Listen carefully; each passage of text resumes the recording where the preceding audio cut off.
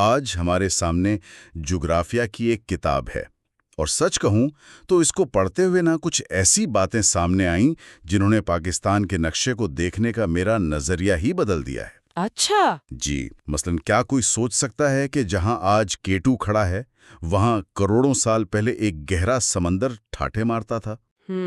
یہ واقعی ایک زبردست نکتہ ہے۔ ہمارے ذرائع ہیں علامہ اقبال اوپن یونیورسٹی کی کتاب جغرافیہ پاکستان اول کے کچھ حصے، اور ہمارا مقصد ان صفحات سے وہ کہانیاں نکالنا ہے جو بتاتی ہیں کہ پاکستان کی زمین کی ساخت اس کی تقدیر سے کیسے جڑی ہے۔ بالکل، اور یہ صرف پہاڑوں اور دریاؤں کی ایک فہرست نہیں ہے، یہ ایک ملک کی پیدائش کی کہانی ہے۔ یہ سمجھنا ہے کہ کیسے زمین کی گہرائیوں میں ہونے والی ایک ہلچل نے ایک ایسی سرزمین کو جنم دیا جو آج کروڑوں لوگوں کا گھر ہے۔ تو پھر اسی سمندر کی بات سے شروع کرتے ہیں۔ کتاب کہتی ہے کہ یہ پہاڑ جنہیں ہم آج دیکھتے ہیں، تھیتس نامی سمندر کی تہہ سے ابھرے ہیں۔ یہ بات ہضم کرنا تھوڑا مشکل ہے نا؟ جی بالکل۔ کیا اس کا کوئی ثبوت بھی ہے؟ مطلب کیا ان بلند و بالا چٹانوں میں ہمیں سمندری مخلوق کے فاسلز یا کچھ ایسا ملتا ہے؟ بالکل، اور یہی اس عمل کی سب سے حیران انگیز بات ہے۔ ان پہاڑوں کی چٹانوں میں آج بھی اتنی بلندی پر سمندری گھونگوں اور مچھلیوں کے فاسلز ملتے ہیں۔ واہ! کتاب میں جس عمل کا ذکر ہے اسے بلدار پہاڑ یا فولڈ ماؤنٹنز کا بننا کہتے ہیں۔ دیکھیے، اسے ایسے سمجھیں کہ جیسے فرش پر ایک قالین بچھا ہو اور آپ اسے دونوں طرف سے دبائیں۔ اچھا۔ تو بیچ میں سلوٹیں یا لہریں بن جاتی ہیں نا؟ جی جی بالکل۔ بس کروڑوں سال پہلے زمین کی دو بڑی پلیٹیں، انڈین پلیٹ اور یوریشین پلیٹ، ایک دوسرے سے ٹکرائیں اور ان کے بیچ میں موجود سمندر کی تہہ اسی قالین کی طرح سکڑ کر اوپر اٹھتی چلی گئی۔ اور اس سے یہ عظیم پہاڑی سلسلے وجود میں آ گئے۔ یعنی آج بھی جب کوئی کوہ پیما K2 یا نانگا پربت سر کرتا ہے تو وہ دراصل ایک قدیم سمندر کی تہہ پر کھڑا ہوتا ہے۔ بالکل ایسا ہی ہے۔ تو کتاب ان پہاڑوں کو دو بڑے حصوں میں تقسیم کرتی ہے، شمالی اور مغربی۔ جی۔ اور شمالی پہاڑی سلسلوں میں تو دنیا کے سب سے مشہور نام آ جاتے ہیں۔ جی، یہ شمالی سلسلے دنیا کی چھت کہلاتے ہیں۔ سب سے شمال میں ہے سلسلہ کوہ کراکرم، جہاں دنیا کی دوسری بلند ترین چوٹی K2 واقع ہے۔ لیکن یہاں صرف بلند چوٹیاں ہی نہیں ہیں جیسا کتاب بتاتی ہے، بلکہ گلیشیئرز بھی ہیں۔ جی، اور یہ کوئی عام گلیشیئرز نہیں ہیں۔ قطبین کے بعد دنیا کے سب سے بڑے گلیشیئرز یہی ہیں۔ سیاچن، بالتورو، بیافو، یہ نام محض برف کے پہاڑ نہیں ہیں۔ تو ان کی اہمیت کیا ہے؟ انہیں پاکستان کا واٹر ٹاور سمجھنا چاہیے۔ یہ میٹھے پانی کا وہ ذخیرہ ہیں جو دریائے سندھ اور اس کے معاون دریاؤں کو سارا سال زندہ رکھتے ہیں۔ ان کے بغیر تو ہمارے میدان صحرا بن جائیں گے۔ صحیح۔ اور کراکرم کے تھوڑا جنوب میں پھر ہمالیہ آ جاتا ہے۔ اس کی سب سے اونچی چوٹی نانگا پربت، اسے قاتل پہاڑ بھی کہتے ہیں۔ جی، اس کی بلندی اور موسم اسے دنیا کے مشکل ترین پہاڑوں میں سے ایک بناتے ہیں۔ اور ہمالیہ خود ایک نہیں ہے بلکہ کئی تہوں پر مشتمل ہے نا؟ بالکل، سب سے بلند چوٹیاں تو عظیم ہمالیہ میں ہیں، پھر اس سے کم بلند سلسلے ہیں جنہیں لیسے ہمالیاز یا پیر پنجال کہتے ہیں۔ اچھا، مری اور نتیا گلی والے؟ جی وہی۔ ہم میں سے بہت سے لوگ وہاں گئے بھی ہوں گے، لیکن شاید یہ نہیں سوچتے کہ ہم دراصل ہمالیہ کے ہی ایک حصے پر کھڑے ہیں، اور اس کے بھی جنوب میں پھر شیوالک کی نیچی پہاڑیاں ہیں۔ یہ ایک طرح سے بدتدریجی بلندی کا نظام ہے۔ اور پھر شمال مغرب میں سلسلہ کو ہندو کش ہے، جسے کتاب پاکستان کی سرحدوں کا محافظ کہتی ہے۔ جی، ترچمیر اس کی بلند ترین چوٹی ہے۔ شمالی پہاڑوں کی یہ دیوار تو ناقابل تسخیر لگتی ہے، لیکن اگر ہم مغرب کی طرف دیکھیں تو وہاں بھی پہاڑوں کا ایک بالکل مختلف سلسلہ ہے۔ شاید اتنا بلند نہیں، لیکن تاریخی طور پر شاید اس سے بھی زیادہ اہم رہا ہے۔ آپ نے بہت اہم نقطہ اٹھایا۔ اچھا۔ مغربی پہاڑی سلسلے جیسے کوہ سفید، وزیرستان کی پہاڑیاں اور کوہ سلیمان، یہ اونچائی میں شمالی پہاڑوں کا مقابلہ نہیں کر سکتے، لیکن ان کی اہمیت ان راستوں میں ہے جو ان کے بیچ سے گزرتے ہیں۔ دروں کی بات ہو رہی ہے، جیسے درائے خیبر؟ بالکل، مشہور درہ خیبر کوہ سفید میں ہے اور درہ بولان کوہ سلیمان کے علاقے میں۔ یہ صرف پہاڑی راستے نہیں تھے، یہ تاریخ کے وہ دھارے تھے جن سے تہذیبیں، لشکر، تاجر، سب کچھ صدیوں تک بر صغیر میں داخل ہوتا رہا۔ یعنی یہ درے صرف جغرافیائی راستے نہیں بلکہ ثقافت کے گیٹ وے تھے۔ لیکن آج کے دور میں جب ہمارے پاس شاہراہیں ہیں اور ہوائی جہاز ہیں، کیا ان دروں کی وہی اہمیت باقی ہے؟ ان کی شکل بدل گئی ہے لیکن اہمیت کم نہیں ہوئی۔ آج بھی یہ تجارتی راستے ہیں، افغانستان اور وسطی ایشیا کے ساتھ رابطے کا ذریعہ ہیں۔ تو یہ محض تاریخ نہیں بلکہ زندہ جغرافیہ ہیں۔ ٹھیک ہے، تو ہم نے آسمان کو چھوتی چوٹیوں کی سیر کر لی جہاں سے پاکستان کی زندگی کا پانی شروع ہوتا ہے۔ اب اگر ہم ان دریاؤں کے ساتھ نیچے کا سفر کریں تو ہم کہاں پہنچیں گے؟ اب ہم پہاڑوں کے دامن میں پھیلے ان وسیع، بلند اور پتھریلے میدانوں میں اتریں گے جنہیں سطح مرتفع کہتے ہیں۔ ایک بالکل مختلف دنیا۔ بالکل، پہاڑ اور میدان میں فرق تو سب جانتے ہیں۔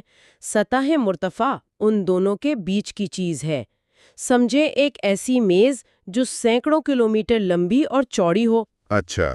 اوپر سے تقریباً ہموار لیکن ارد گرد کی زمین سے بہت اونچی۔ پاکستان میں دو ایسی بڑی میزیں ہیں، سطح مرتفع پوٹھوہار اور سطح مرتفع بلوچستان۔ پوٹوہار کی زمین کی ساخت بہت دلچسپ ہے۔ کتاب اسے بیڈ لینڈ ٹوپوگرافی کہتی ہے۔ اس کا مطلب کیا ہوا؟ اس کا سادہ مطلب ہے خراب زمین۔ اسے ایسے سمجھیں کہ جیسے آپ نے گیلی مٹی کا ایک بڑا ٹیلا بنایا ہو اور پھر اس پر تیز دھاڑ سے پانی ڈال دیں۔ پانی اپنے راستے میں گہری لکیریں اور نالیاں بنا دے گا، ٹھیک ہے؟ پوٹوہار کی نرم زمین پر ہزاروں سال کی بارشوں نے بالکل یہی کام کیا ہے، جس سے گہرے کھڈے اور نالے بن گئے ہیں جنہیں مقامی زبان میں کھنڈر کہتے ہیں۔ لیکن اسی زمین کے نیچے خزانے بھی ہیں۔ جی، اسی زمین کے نیچے قدرت نے بڑے خزانے چھپا رکھے ہیں۔ اور وہ خزانے معدنیات کے ہیں۔ کتاب بتاتی ہے کہ پاکستان کا زیادہ تر تیل اور گیس اسی علاقے سے نکلتا ہے، پھر کوئلہ، چونا پتھر اور نمک۔ جی، ایسی سطح مرتفع کے جنوب میں کوہ نمک کا سلسلہ ہے جہاں دنیا کی دوسری بڑی نمک کی کان کھیوڑا واقع ہے۔ یہ تو معیشت کے لیے ایک پاور ہاؤس کی طرح ہے۔ بالکل۔ اور دوسری طرف ہے سطح مرتفع بلوچستان، جو رقبے میں پوٹھوہار سے کہیں زیادہ وسیع اور بلند ہے۔ یہ بظاہر ایک خشک اور بنجر علاقہ نظر آتا ہے۔ جی بالکل۔ لیکن یہ ایک دلچسپ تضاد پیش کرتا ہے۔ زمین کے اوپر پانی کی کمی ہے لیکن زمین کے نیچے توانائی اور معدنیات کا خزانہ دفن ہے۔ سوئی گیس، جو پاکستان کی توانائی کی ضروریات میں ریڑھ کی ہڈی کی حیثیت رکھتی ہے، یہیں سے نکلتی ہے۔ صحیح۔ اور تانبے اور سونے کے ذخائر کا بھی ذکر ہے۔ جی، وہ بھی یہی موجود ہے۔ یہ تو کمال ہے۔ یعنی ایک طرف پہاڑ ہیں جو ہمیں پانی دیتے ہیں اور دوسری طرف یہ سطح مرتفع ہیں جو ہمیں توانائی اور معدنیات فراہم کرتی ہیں۔ لیکن یہ سارا پانی اور ان پہاڑوں سے بہہ کر آنے والی مٹی، یہ سب آخر جاتا کہاں ہے؟ جی، اب ہم پاکستان کے دل میں داخل ہو رہے ہیں، دریائے سندھ کا میدان۔ یہ وہ علاقہ ہے جہاں پاکستان کی زیادہ تر آبادی رہتی ہے، جہاں ہماری زراعت ہوتی ہے اور جہاں ہماری قدیم ترین تہذیبوں نے جنم لیا۔ یہ میدان ان پہاڑوں کے بغیر وجود میں ہی نہیں آ سکتا تھا۔ وہ کیسے؟ کیا یہ میدان ہمیشہ سے یہاں تھے؟ نہیں، لاکھوں سال پہلے یہ بھی ایک گہرا سمندری حصہ تھا۔ پھر جب پہاڑ بلند ہوئے تو ان سے نکلنے والے دریا، خاص طور پر دریائے سندھ اور اس کے 5 معاون دریا، اپنے ساتھ ٹنوں مٹی، ریت اور پتھر بہا کر لانے لگے۔ اچھا۔ جی، یہ دریا ایک طرح کے مامار تھے۔ انہوں نے لاکھوں سال تک اس گڑھے کو اپنی لائی ہوئی مٹی سے بھرا اور اس طرح دنیا کے زرخیز ترین میدانوں میں سے ایک، یعنی دریائے سندھ کا میدان، وجود میں آیا۔ تو یہ ہمارے ملک کا فوڈ باسکٹ ہے۔ کتاب اسے 2 حصوں میں تقسیم کرتی ہے، بالائی سندھ کا میدان اور زیر سندھ کا میدان۔ ان میں کیا فرق ہے؟ بالائی میدان پنجاب کا علاقہ ہے جہاں 5 دریا جھیلم، چناب، راوی، ستلج اور بیاس دریائے سندھ میں ملتے ہیں۔ اسی لیے اسے پنج آب یعنی 5 پانیوں کی سرزمین کہتے ہیں۔ اور یہاں نہروں کا ایک بہت بڑا جال ہے۔ جی، دنیا کے سب سے بڑے نہری نظاموں میں سے ایک۔ جب یہ تمام دریا سندھ میں مل کر جنوب کی طرف بڑھتے ہیں تو وہ زیر سندھ کا میدان بناتے ہیں، جو صوبے سندھ کا علاقہ ہے۔ اور وہاں دریا کی رفتار سست ہو جاتی ہے۔ بالکل، وہ پھیل کر بہتا ہے اور آخرکار بحیرہ عرب میں گرنے سے پہلے ایک وسیع ڈیلٹا بناتا ہے۔ تو ہم نے ایک مکمل سفر کیا ہے۔ برف پوش چوٹیوں پر موجود واٹر ٹاور سے ہم معدنیات سے بھرے خزانوں کے تہخانوں یعنی سطح مرتفع سے گزرے اور آخرکار ملک کے اناج کے گودام یعنی میدانوں تک پہنچے۔ جی، یہ طبعی خدوخال صرف نقشے پر لکیریں نہیں ہیں نا، یہ وہ بنیاد ہیں جن پر پاکستان کی پوری معیشت، آبادی اور زندگی کا نظام کھڑا ہے۔ بالکل۔ اور اس پورے جائزے کے بعد ایک سوچ طلب نکتہ یہ ابھرتا ہے جس کا ذکر ماخذ میں بھی ہے۔ یہ پہاڑ بننے کا عمل آج بھی جاری ہے۔ اچھا، یعنی یہ ابھی ختم نہیں ہوا؟ نہیں، ختم نہیں ہوا۔ انڈین پلیٹ اب بھی یوریشین پلیٹ کو شمال کی طرف دھکیل رہی ہے، جس کی وجہ سے یہ پہاڑ ہر سال چند ملی میٹر بلند ہو رہے ہیں۔ ہر سال؟ یہ تو بہت ہی ناقابل یقین بات ہے۔ جی، تو اس پر غور کرنا چاہیے کہ ایک ایسے خطے میں ملک کی منصوبہ بندی اور تعمیر کا کیا مطلب ہے جس کا منظرنامہ اگرچہ بہت آہستگی سے لیکن مسلسل بدل رہا ہے۔ یہ تو ایک بہت گہرا سوال ہے۔ یعنی ہم جب بڑے ڈیم، شاہراہیں یا شہر بناتے ہیں تو کیا ہم اس بات کو مد نظر رکھتے ہیں کہ ہم ایک زندہ اور متحرک زمین پر تعمیر کر رہے ہیں؟ بالکل، یہ جغرافیہ کو حال اور مستقبل کے چیلنجز سے جوڑ دیتا ہے۔ آج ہم پاکستان کے جغرافیائی خد و خال کو ایک بالکل مختلف زاویے سے سمجھنے کی کوشش کریں گی۔ جی، ہم صرف نقشے پر لکیریں نہیں دیکھیں گے بلکہ پانی کے سفر کا پیچھا کریں گے۔ یہ سفر برف کے پہاڑوں سے شروع ہو کر ملک کی زرخیز رگوں میں دوڑتا ہے اور پھر آخرکار کچھ ایسے علاقوں میں پہنچتا ہے جہاں پانی کا رویہ ہی بدل جاتا ہے۔ اور اس سفر میں ہمارا گائیڈ وہ تحریری مواد ہے جو ہمارے سامنے ہے۔ یہ صرف پہاڑوں اور دریاؤں کے ناموں کی فہرست نہیں ہے، بلکہ ایک کہانی ہے کہ کس طرح پانی نے اس خطے کے ہر حصے کو تشکیل دیا ہے۔ کہیں زندگی بخشی تو کہیں خود ایک چیلنج بن گیا۔ بالکل، تو ہمارا مقصد آج اسی کہانی کی تہوں کو کھولنا ہے۔ بالکل۔ تو آئیے اس سفر کا آغاز وہیں سے کرتے ہیں جہاں سے یہ سارا پانی آتا ہے۔ ہمارے ذرائع میں ایک بہت ہی حیران کن اصطلاح استعمال کی گئی ہے۔ پاکستان کے شمالی علاقے تیسرا قطب یعنی تھرڈ پول ہیں۔ ایک منٹ، اس کا کیا مطلب ہے؟ جی، جب ہم قطبین کا سوچتے ہیں تو ذہن میں شمالی اور جنوبی قطب آتے ہیں۔ یہ تیسرا قطب کہاں سے آ گیا؟ گلیشیائی برف کا سب سے بڑا ذخیرہ پاکستان کے شمالی پہاڑی سلسلوں کراکرم، ہمالیہ اور ہندو کش میں موجود ہے۔ سب سے بڑا ذخیرہ؟ جی، اعداد و شمار دنگ کر دینے والے ہیں۔ یہاں 7,200 سے زیادہ گلیشیئرز ہیں جو تقریباً 15,000 مربع کلومیٹر پر پھیلے ہوئے ہیں۔ 7,000 سے زیادہ گلیشیئرز؟ یہ تو ناقابل یقین ہے۔ اور ملک میں موجود میٹھے پانی کا 75% حصہ انہی برفانی دریاؤں میں آپ کہہ لیں کہ قید ہے۔ اچھا، ان میں سے کچھ تو بہت مشہور بھی ہوں گے۔ جی بالکل، سیاچن گلیشیئر کا ذکر ہے جو 76 کلومیٹر طویل ہے، کراکرم کا سب سے لمبا گلیشیئر، پھر بالتورو ہے 63 کلومیٹر لمبا۔ لیکن جو چیز واقعی غیر معمولی ہے وہ بیافو اور ہسپر گلیشیئرز کا نظام ہے۔ یہ دونوں مل کر قطبی خطوں سے باہر دنیا کا تیسرا طویل ترین گلیشیائی نظام بناتے ہیں۔ تیسرا طویل ترین نظام؟ جی، یہ برف کے وہ دیغائکل دریا ہیں جو بہت آہستگی سے حرکت کر رہے ہیں۔ تو جب ہم کہتے ہیں کہ یہ برف کے پہاڑ ملک کی شہرگ ہے تو یہ صرف ایک محاورہ نہیں ہے، یہ ایک حقیقت ہے۔ بالکل۔ یہ برفانی ذخائر عملی طور پر ہمارے لیے کیا معنی رکھتے ہیں؟ ذرائع اس کے 3 بنیادی فائدے بتاتے ہیں اور اسی لیے ان پہاڑوں کو واٹر ٹاورز یعنی پانی کے مینار بھی کہا جاتا ہے۔ Water towers? دلچسپ۔ پہلا، یہ پینے کے صاف پانی کا سب سے بڑا ذریعہ ہے۔ دوسرا، ملک کا پورا زرعی نظام خاص طور پر فصلوں کی آب پاشی اسی پانی پر انحصار کرتا ہے۔ اور تیسرا؟ اور تیسرا یہ کہ ان کے پگھلنے سے بننے والے دریا پن بجلی پیدا کرنے کی بنیاد ہیں۔ گرم اور خشک مہینوں میں جب بارشیں کم ہوتی ہیں تو یہی گلیشیئرز پگھل کر دریاؤں کو زندہ رکھتے ہیں۔ تو یہ ایک قدرتی ڈیم کی طرح کام کرتے ہیں؟ بالکل، ایک قدرتی ڈیم۔ تو ان واٹر ٹاور سے زندگی کا سفر شروع ہوتا ہے۔ آئیے اب اس پانی کا پیچھا کرتے ہیں جب وہ نیچے اترتا ہے اور ملک کے وسیع میدانوں کو جنم دیتا ہے، یعنی سندھ کے میدان۔ جی، یہ وہ علاقہ ہے جو اسی پانی کی لائی ہوئی مٹی سے بنا ہے۔ بالکل، اور اس کہانی کا مرکزی کردار ہے دریائے سندھ جو تبت کی مانسروور جھیل سے نکل کر تقریباً 2900 کلومیٹر کا سفر کرتا ہے۔ اس کے بنائے ہوئے میدان کو دو بڑے حصوں میں دیکھا جا سکتا ہے۔ پہلا ہے بالائی سندھ کا میدان، جو بنیادی طور پر پنجاب ہے۔ پنجاب یعنی پنج آب، 5 دریاؤں کی سرزمین۔ یہاں زرعی ایک بہت دلچسپ تصور بیان کرتے ہیں، دوآبا اور بار کا۔ یہ صرف جغرافیائی اصطلاحات نہیں ہے، یہ تو اس خطے کی پہچان ہے۔ آپ نے بالکل صحیح پکڑا، دوآبا یعنی دو دریاؤں کے درمیان کی زمین۔ لیکن یہ کوئی عام زمین نہیں ہوتی، یہ دریاؤں کی لائی ہوئی زرخیز مٹی کی ایک پٹی ہوتی ہے، ایک قدرتی زرعی زون۔ اچھا۔ اور یہی وجہ ہے کہ پنجاب صدیوں سے برصغیر کا بریڈ باسکٹ یعنی اناج کا گودام رہا ہے۔ مشہور دوآبوں میں راوی اور چناب کے بیچ رچنا دوآب یا جہلم اور سندھ کے بیچ سندھ ساگر دوآب شامل ہیں۔ اور بار کا تصور اس سے کیسے جڑا ہے؟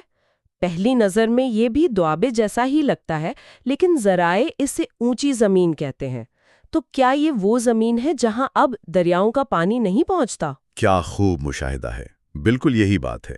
بار دراصل ان دوآبوں کے اندر وہ قدیم سیلابی میدان ہیں جو وقت کے ساتھ دریاؤں کی سطح سے بلند ہو گئے ہیں۔ اوہ اچھا۔ اور دلچسپ بات یہ ہے کہ انگریزوں نے جب نہری نظام بنایا تو انہی باروں جیسے ساندل بار اور گنجی بار کو آباد کیا، جس نے اس خطے کی معیشت کو ہمیشہ کے لیے بدل دیا۔ تو یہ دوآبے اور بار صرف زمین کے ٹکڑے نہیں بلکہ پنجاب کی زراعت اور تاریخ کا انجن ہے۔ بالکل ٹھیک ہے، تو یہ بالائی میدانوں کی کہانی ہے جہاں کئی دریا مل کر زمین کو سیراب کرتے ہیں، لیکن مٹھن کوٹ کے مقام پر یہ سب دریا سندھ میں مل جاتے ہیں۔ اس کے بعد منظرنامہ کیسے بدلتا ہے؟ مٹھن کوٹ کے بعد زیر سندھ کا میدان شروع ہوتا ہے۔ یہاں سب سے بڑا فرق یہ ہے کہ اب صرف ایک عظیم دریا بہتا ہے، دریائے سندھ۔ اس لیے یہاں پنجاب کی طرح دوآبے یا بار نہیں ہے۔ تو منظرنامہ زیادہ یکساں ہو جاتا ہے۔ جی بالکل۔ البتہ روہڑی کے قریب چونے کے پتھر کی ایک پہاڑی ہے جسے کوسٹا کہتے ہیں، جو اس ہموار میدان میں ایک منفرد نشان کی طرح کھڑی ہے۔ اور یہیں دریا کا وہ 2900 کلومیٹر طویل سفر اپنے اختتام کو پہنچتا ہے، جہاں وہ اپنا مشہور ڈیلٹا بناتا ہے۔ ذرائع بتاتے ہیں کہ یہ دنیا کا 7واں بڑا ڈیلٹا ہے۔ یہ بنتا کیسے ہے؟ دیکھیں، جب دریا سمندر کے قریب پہنچتا ہے تو اس کی رفتار بہت سست ہو جاتی ہے۔ وہ ایک طرح سے تھک جاتا ہے اور اپنے ساتھ لایا ہوا سارا مواد، ریت اور مٹی وہیں جمع کرنا شروع کر دیتا ہے۔ اچھا۔ اس عمل میں وہ ایک بڑی ندی کی بجائے کئی چھوٹی چھوٹی شاخوں جیسے اوچھیتو اور گنگرو میں تقسیم ہو جاتا ہے۔ یہ شاخیں اور ان کے بیچ کی زمین مل کر ایک مثلث یا پنکھے کی شکل کا علاقہ بناتی ہیں جسے ڈیلٹا کہتے ہیں۔ اور ان علاقوں میں جو پانی کے گڑھے بن جاتے ہیں انہیں مقامی زبان میں ڈھنڈ کہتے ہیں۔ جی بالکل، انہیں ڈھنڈ کہا جاتا ہے۔ تو اب تک ہم نے پانی کی فراوانی کی کہانی دیکھی ہے، برفانی واٹر ٹاور سے لے کر زندگی بخشنے والے دریاؤں تک۔ لیکن اب ہم ملک کے مغرب کی طرف چلتے ہیں، بلوچستان، جہاں ذرائع ایک بالکل مختلف تصویر پیش کرتے ہیں۔ ایک زبردست تضاد ہے۔ جی، یہ ایک ایسا خطہ ہے جو پانی کی کمی یا اس کے مختلف رویے سے پہچانا جاتا ہے۔ بالکل، جہاں سندھ کے میدان ایک بڑے مربوط دریائی نظام سے بنے ہیں، وہیں سطح مرتفع بلوچستان کئی چھوٹے غیر مربوط حصوں یا تاسوں میں بٹی ہوئی ہے۔ یہاں پانی کا بہاؤ بالکل مختلف ہے۔ مجھے اندرونی نکاسی آب یا انلینڈ ڈرینیج کی اصطلاح نے بہت متوجہ کیا۔ ایسا لگتا ہے جیسے یہاں دریا سمندر تک پہنچنے سے پہلے ہی ہمت ہار کر زمین میں غائب ہو جاتے۔ کیا واقعہ ایسا ہوتا ہے؟ بالکل، یہ اس خطے کی سب سے منفرد خصوصیت ہے۔ مغربی بلوچستان میں پہاڑی سلسلوں جیسے چاغی ہلز کے درمیان ایسے طاس ہیں جہاں دریاؤں کا پانی سمندر تک نہیں پہنچتا۔ تو وہ کہاں جاتا ہے؟ وہ وہیں ایک نمکین جھیل میں جمع ہو کر یا زمین میں جذب ہو کر ختم ہو جاتا ہے۔ اس کی بہترین مثال ہامون مشخیل کی جھیل ہے، جو ایک طرح سے دریا کا آخری پڑاؤ ہے۔ یہ خشک اور نیم خشک علاقوں کا ایک کلاسک جغرافیائی نظام ہے جو یہاں بہت بڑے پیمانے پر نظر آتا ہے۔ یہاں کے پہاڑ بھی صرف پانی کا راستہ نہیں روکتے، بلکہ ذرائع بتاتے ہیں کہ یہ ارضیاتی طور پر بہت متحرک ہیں، خاص طور پر خضدار نوٹ کا علاقہ جہاں اکثر زلزلوں کا ذکر ملتا ہے۔ جی، خزدار نوٹ ایک ایسی جگہ ہے جہاں کئی بڑی فالٹ لائنز آ کے ملتی ہیں، جس کی وجہ سے یہ ایک انتہائی فعال زلزالی خطہ ہے، اور یہی ارضیاتی حرکت ہمیں اس کے ساحل پر بھی نظر آتی ہے، مکران کا ساحل۔ ساحل کا ذکر آیا تو اونچے ہوئے ٹیرسز یا اپ لفٹڈ ٹیرسز کا تصور ذہن میں آتا ہے۔ یہ سننے میں بہت پیچیدہ لگتا ہے۔ اسے آسان لفظوں میں کیسے سمجھا جا سکتا ہے؟ اسے ایسے سمجھیں کہ آپ سمندر سے اٹھتی ہوئی ایک دیویاکل سیڑھی کا سوچیں۔ ہزاروں سال کے دوران ٹیکٹونک قوتوں کی وجہ سے زمین اوپر اٹھ رہی ہے۔ اچھا، ایک سیڑھی کی طرح۔ جی، اس سیڑھی کا ہر قدم دراصل ایک پرانا ساحل ہے جسے زمین کی حرکت نے اوپر دھکیل دیا ہے۔ تو آج جب آپ گوادریا اور ماڑا کی چٹانوں پر کھڑے ہوتے ہیں تو آپ دراصل ایک قدیم ساحل پر کھڑے ہیں جو اب سمندر کی سطح سے بہت بلند ہو چکا ہے۔ واہ، یعنی یہ زندہ عارضیات ہے جو آپ اپنی آنکھوں سے دیکھ سکتے ہیں۔ بالکل۔ تو آج ہم نے برف کے بلند و بالا تیسرے قطب سے اپنا سفر شروع کیا، وہاں سے نکلنے والے پانی کے ساتھ بہتے ہوئے سندھ کے زرخیز میدانوں کو بنتے دیکھا، اور آخر میں بلوچستان کے خشک پٹھاروں تک پہنچے جہاں پانی اور زمین کا رشتہ ہی بالکل مختلف ہے۔ اور یہ پورا جائزہ ہمیں ایک بہت اہم نقطے پر لا کر چھوڑتا ہے۔ ذرائع میں ایک جگہ اشارہ ملتا ہے کہ بلوچستان میں پانی کے وسائل سے جڑے مسائل کی وجہ سے سماجی اور زرعی ترقی اس طرح نہیں ہو سکی جیسی ہونی چاہیے تھی۔ یہ بات ہمیں سوچنے پر مجبور کرتی ہے کہ کسی خطے کی تقدیر صرف اس بات پر منحصر نہیں کہ وہاں پانی موجود ہے یا نہیں۔ اصل سوال یہ ہے کہ اس پانی تک رسائی کیسی ہے اور اس کا انتظام کتنا پائیدار ہے۔ یہ وہ چیلنج ہے جو پاکستان کے جغرافیائی ماضی اور حال کو اس کے مستقبل سے جوڑتا ہے۔ خوش آمدید۔ آج ہم پاکستان کے دریاؤں اور جھیلوں پر ایک گہری نظر ڈال رہے ہیں، اور ہمارے پاس جو مواد ہے اسے دیکھ کر لگتا ہے کہ یہ صرف نقشے پر کھینچی لکیریں نہیں ہیں، یہ تو پورے ملک کی لائف لائنز ہیں جن کی اپنی کہانیاں، اپنی تاریخ اور اپنی سیاست بھی ہے۔ آپ نے بالکل ٹھیک کہا، یہ صرف جغرافی نہیں ہے، یہ ایک زندہ نظام ہے جو ہماری زراعت سے لے کر معیشت تک اور تاریخ سے لے کر آج کے دور تک ہر چیز پر اثر انداز ہوتا ہے۔ آج ہم یہی سمجھنے کی کوشش کریں گے کہ پانی کے یہ بہاؤ کس طرح اس زمین اور اس پر بسنے والے لوگوں کی تقدیر لکھتے ہیں۔ تو پھر اس کہانی کے مرکزی کردار سے ہی شروع کرتے ہیں، دریائے سندھ۔ اس کے بارے میں کچھ اعداد و شمار تو واقعی حیران کن ہے۔ لمبائی تقریباً 3200 کلومیٹر، لیکن جو بات مجھے سب سے دلچسپ لگی وہ یہ کہ اس میں پانی کا بہاؤ وہ دریائے نیل سے دگنا ہے، اور دجلہ و فرات کے مشترکہ بہاؤ سے 3 گنا زیادہ۔ یہ تو ایک بہت بڑا دریا ہے۔ بہت بڑا۔ اور یہ صرف حجم کی بات نہیں ہے، اس کی اہمیت اس بات میں ہے کہ یہ پاکستان کا قومی دریا ہے، اور ملک کا تقریباً سارا دریائی نظام اسی ایک دریا کے گرد گھومتا ہے۔ بلوچستان کے کچھ دریاؤں کو اگر چھوڑ دیں تو باقی تمام دریا، چاہے وہ مشرق سے آئیں یا مغرب سے، آخر کار اپنا پانی سندھ میں ہی ڈالتے ہیں۔ یہ اس پورے نظام کی آپ کہہ لیں کہ ریڑھ کی ہڈی ہے۔ اور جب اس نظام سے جڑے دریاؤں کی بات ہوتی ہے تو ذہن فوراً پنجاب کی طرف جاتا ہے۔ پنج آب یعنی 5 دریاؤں کی سرزمین، جہلم، چناب، راوی، ستلج اور بیاس۔ لیکن یہ صرف 5 دریا نہیں ہیں، ان کے پیچھے تو ایک بہت بڑی سیاسی اور تاریخی کہانی چھپی ہوئی ہے۔ بالکل، اور اس کہانی کا سب سے اہم موڑ آیا تھا 1960 میں، جب سندھ طاس معاہدہ ہوا۔ یہ ایک انتہائی اہم معاہدہ ہے جس نے خطے کی تاریخ پر گہرا اثر ڈالا ہے۔ اس کی سادہ سی وضاحت یہ ہے کہ مشرقی دریا یعنی راوی، بیاس اور ستلج وہ بھارت کے حصے میں آئے، جبکہ مغربی دریاؤں یعنی سندھ، جہلم اور چناب کے حقوق پاکستان کو ملے۔ اچھا، تو یہ معاہدہ تو واقعی ایک بڑی کامیابی لگتا ہے، لیکن اس کا مطلب تو یہ بھی ہوا کہ پاکستان کا پورا زرعی مستقبل ان 3 مغربی دریاؤں پر منحصر ہو گیا ہے، جس سے ان کی اہمیت اور بھی بڑھ لیتی ہے، خاص طور پہ دریائے چناب کی، جس کا ذکر ہمارے سامنے موجود مواد میں ہے۔ آپ نے بالکل صحیح نقطہ اٹھایا۔ چناب پاکستان کے نہری نظام کے لیے آپ کہہ لیں دل کی حیثیت رکھتا ہے۔ جو مواد ہم دیکھ رہے ہیں اس کے مطابق ملک کا 70% زرعی رقبہ اسی نظام سے سیراب ہوتا ہے، اور یہیں پر ہیڈ ورکس کا کردار سامنے آتا ہے۔ چناب پر بنے مرالا، خانکی اور قادر آباد جیسے ہیڈ ورکس جو ہے وہ بنیادی طور پر دریا کے پانی کا رخ موڑ کر نہروں میں ڈالنے والے بڑے گیٹ ویز ہیں، اور یہی پنجاب کے پورے نہری نظام کی بنیاد ہیں۔ اور جہلم بھی کچھ کم نہیں۔ ذرائع بتاتے ہیں کہ یہ مقبوضہ کشمیر میں ویری ناگ کے ایک چشمے سے نکلتا ہے اور پھر منگلا ڈیم کے ذریعے نہ صرف لاکھوں ایکڑ زمین کو پانی دیتا ہے بلکہ پن بجلی پیدا کرنے کا بھی ایک بہت بڑا ذریعہ ہے۔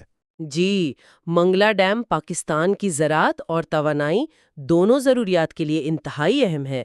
تو یہ مغربی دریا واقعی پاکستان کی لائف لائنز ہیں۔ پنجاب کے دریاؤں کی تو یہ سیاسی اور زرعی تاریخ ہے، لیکن ہمارے ذرائع ہمیں بالکل شمال میں ایک بالکل مختلف دنیا میں لے جاتے ہیں، ہے نا؟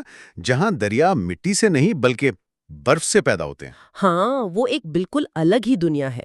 وہاں کے دریا گلیشیئرز کی دین ہے، جیسے دریائے شوک جو سیاچن گلیشیئر کے ایک حصے سے نکلتا ہے، یا پھر دریائے ہنزا اور دریائے گلگت۔ یہ وہ دریا ہیں جو ہمالیہ، قراقرم اور ہندو کش جیسی دنیا کے سب سے اونچے اور دشوار گزار پہاڑی سلسلوں کے بیچ سے اپنا راستہ بناتے ہیں۔ دریائے ہنزا کے بارے میں ایک بہت ہی حیران کن بات لکھی ہے جو مجھے سمجھنی ہے۔ عطا آباد جھیل والی؟ جی وہی۔ وہ واقعی ایک غیر معمولی واقعہ ہے۔ جنوری 2010 میں ایک بہت بڑا پہاڑ سرک کر دریا میں گر گیا، یعنی ایک بہت بڑی لینڈ سلائیڈ ہوئی۔ اس نے دریا کا راستہ اتنا مکمل طور پہ بند کر دیا کہ وہاں پانی جمع ہونا شروع ہو گیا، اور دیکھتے ہی دیکھتے ایک پوری نئی جھیل بن گئی، عطا آباد جھیل۔ ایک منٹ، یعنی یہ جھیل ہمیشہ سے وہاں نہیں تھی؟ یہ 2010 میں بنی؟ یہ تو ہمارے دیکھتے دیکھتے جغرافیہ بدلنے والی بات ہے۔ یہ واقعی حیران کون ہے۔ اور یہ کوئی چھوٹی موٹی جھیل نہیں، مواد کے مطابق یہ 30 کلومیٹر لمبی اور 400 فٹ سے زیادہ گہری ہے۔ بالکل، یہ واقعہ اس بات کی بہترین مثال ہے کہ یہ خطہ کتنا متحرک اور زندہ ہے۔ یہاں پہاڑ اور دریا آج بھی ایک دوسرے کو شکل دے رہے ہیں۔ ناقابل یقین۔ اور اسی علاقے میں دریائے گلگت بھی ہے جو جگنوٹ کے مقام پر دریائے سندھ میں گرتا ہے۔ کہا جاتا ہے کہ یہ وہ جگہ ہے جہاں دنیا کے 3 عظیم پہاڑی سلسلے یعنی ہمالیہ، قراقرم اور ہندوکش آپس میں ملتے ہیں۔ یہ منظر تو تصور میں بھی کتنا شاندار لگتا ہوگا۔ جی، اور یہ دریا صرف پانی کے بہاؤ نہیں ہے، یہ ان پہاڑوں کی رگوں میں دوڑتا ہوا خون ہے جو لاکھوں سالوں سے اس منظر نامے کو تراش رہے ہیں۔ اتنی ساری بات چیت کے بعد تو یہی لگتا ہے کہ پاکستان میں پانی کا مطلب ہی دریائے سندھ اور اس سے جڑے دریا ہیں۔ لیکن کیا یہ پوری تصویر ہے؟ مجھے یاد ہے کہ ذرائع میں بلوچستان کے بارے میں کچھ بالکل مختلف بتایا گیا تھا۔ یہ بہت اچھا سوال ہے، اور اس کا جواب ہے نہیں، یہ پوری تصویر نہیں ہے۔ بلوچستان کا دریائی نظام ایک بالکل الگ کہانی ہے۔ وہاں کے دریا جیسے دریائے دشت، ہنگول اور حب وہ سندھ کے نظام کا حصہ نہیں ہے، وہ اپنا ایک خود مختار راستہ بناتے ہیں۔ اچھا، تو پھر وہ کہاں جاتے ہیں؟ ان میں سے کچھ تو اندرونی بہاؤ رکھتے ہیں، یعنی وہیں زمین میں جذب ہو جاتے ہیں، لیکن زیادہ تر دریا جنوب کی طرف بہتے ہوئے مکران کے ساحلی علاقوں سے براہ راست بحیرہ عرب میں جا گرتے ہیں۔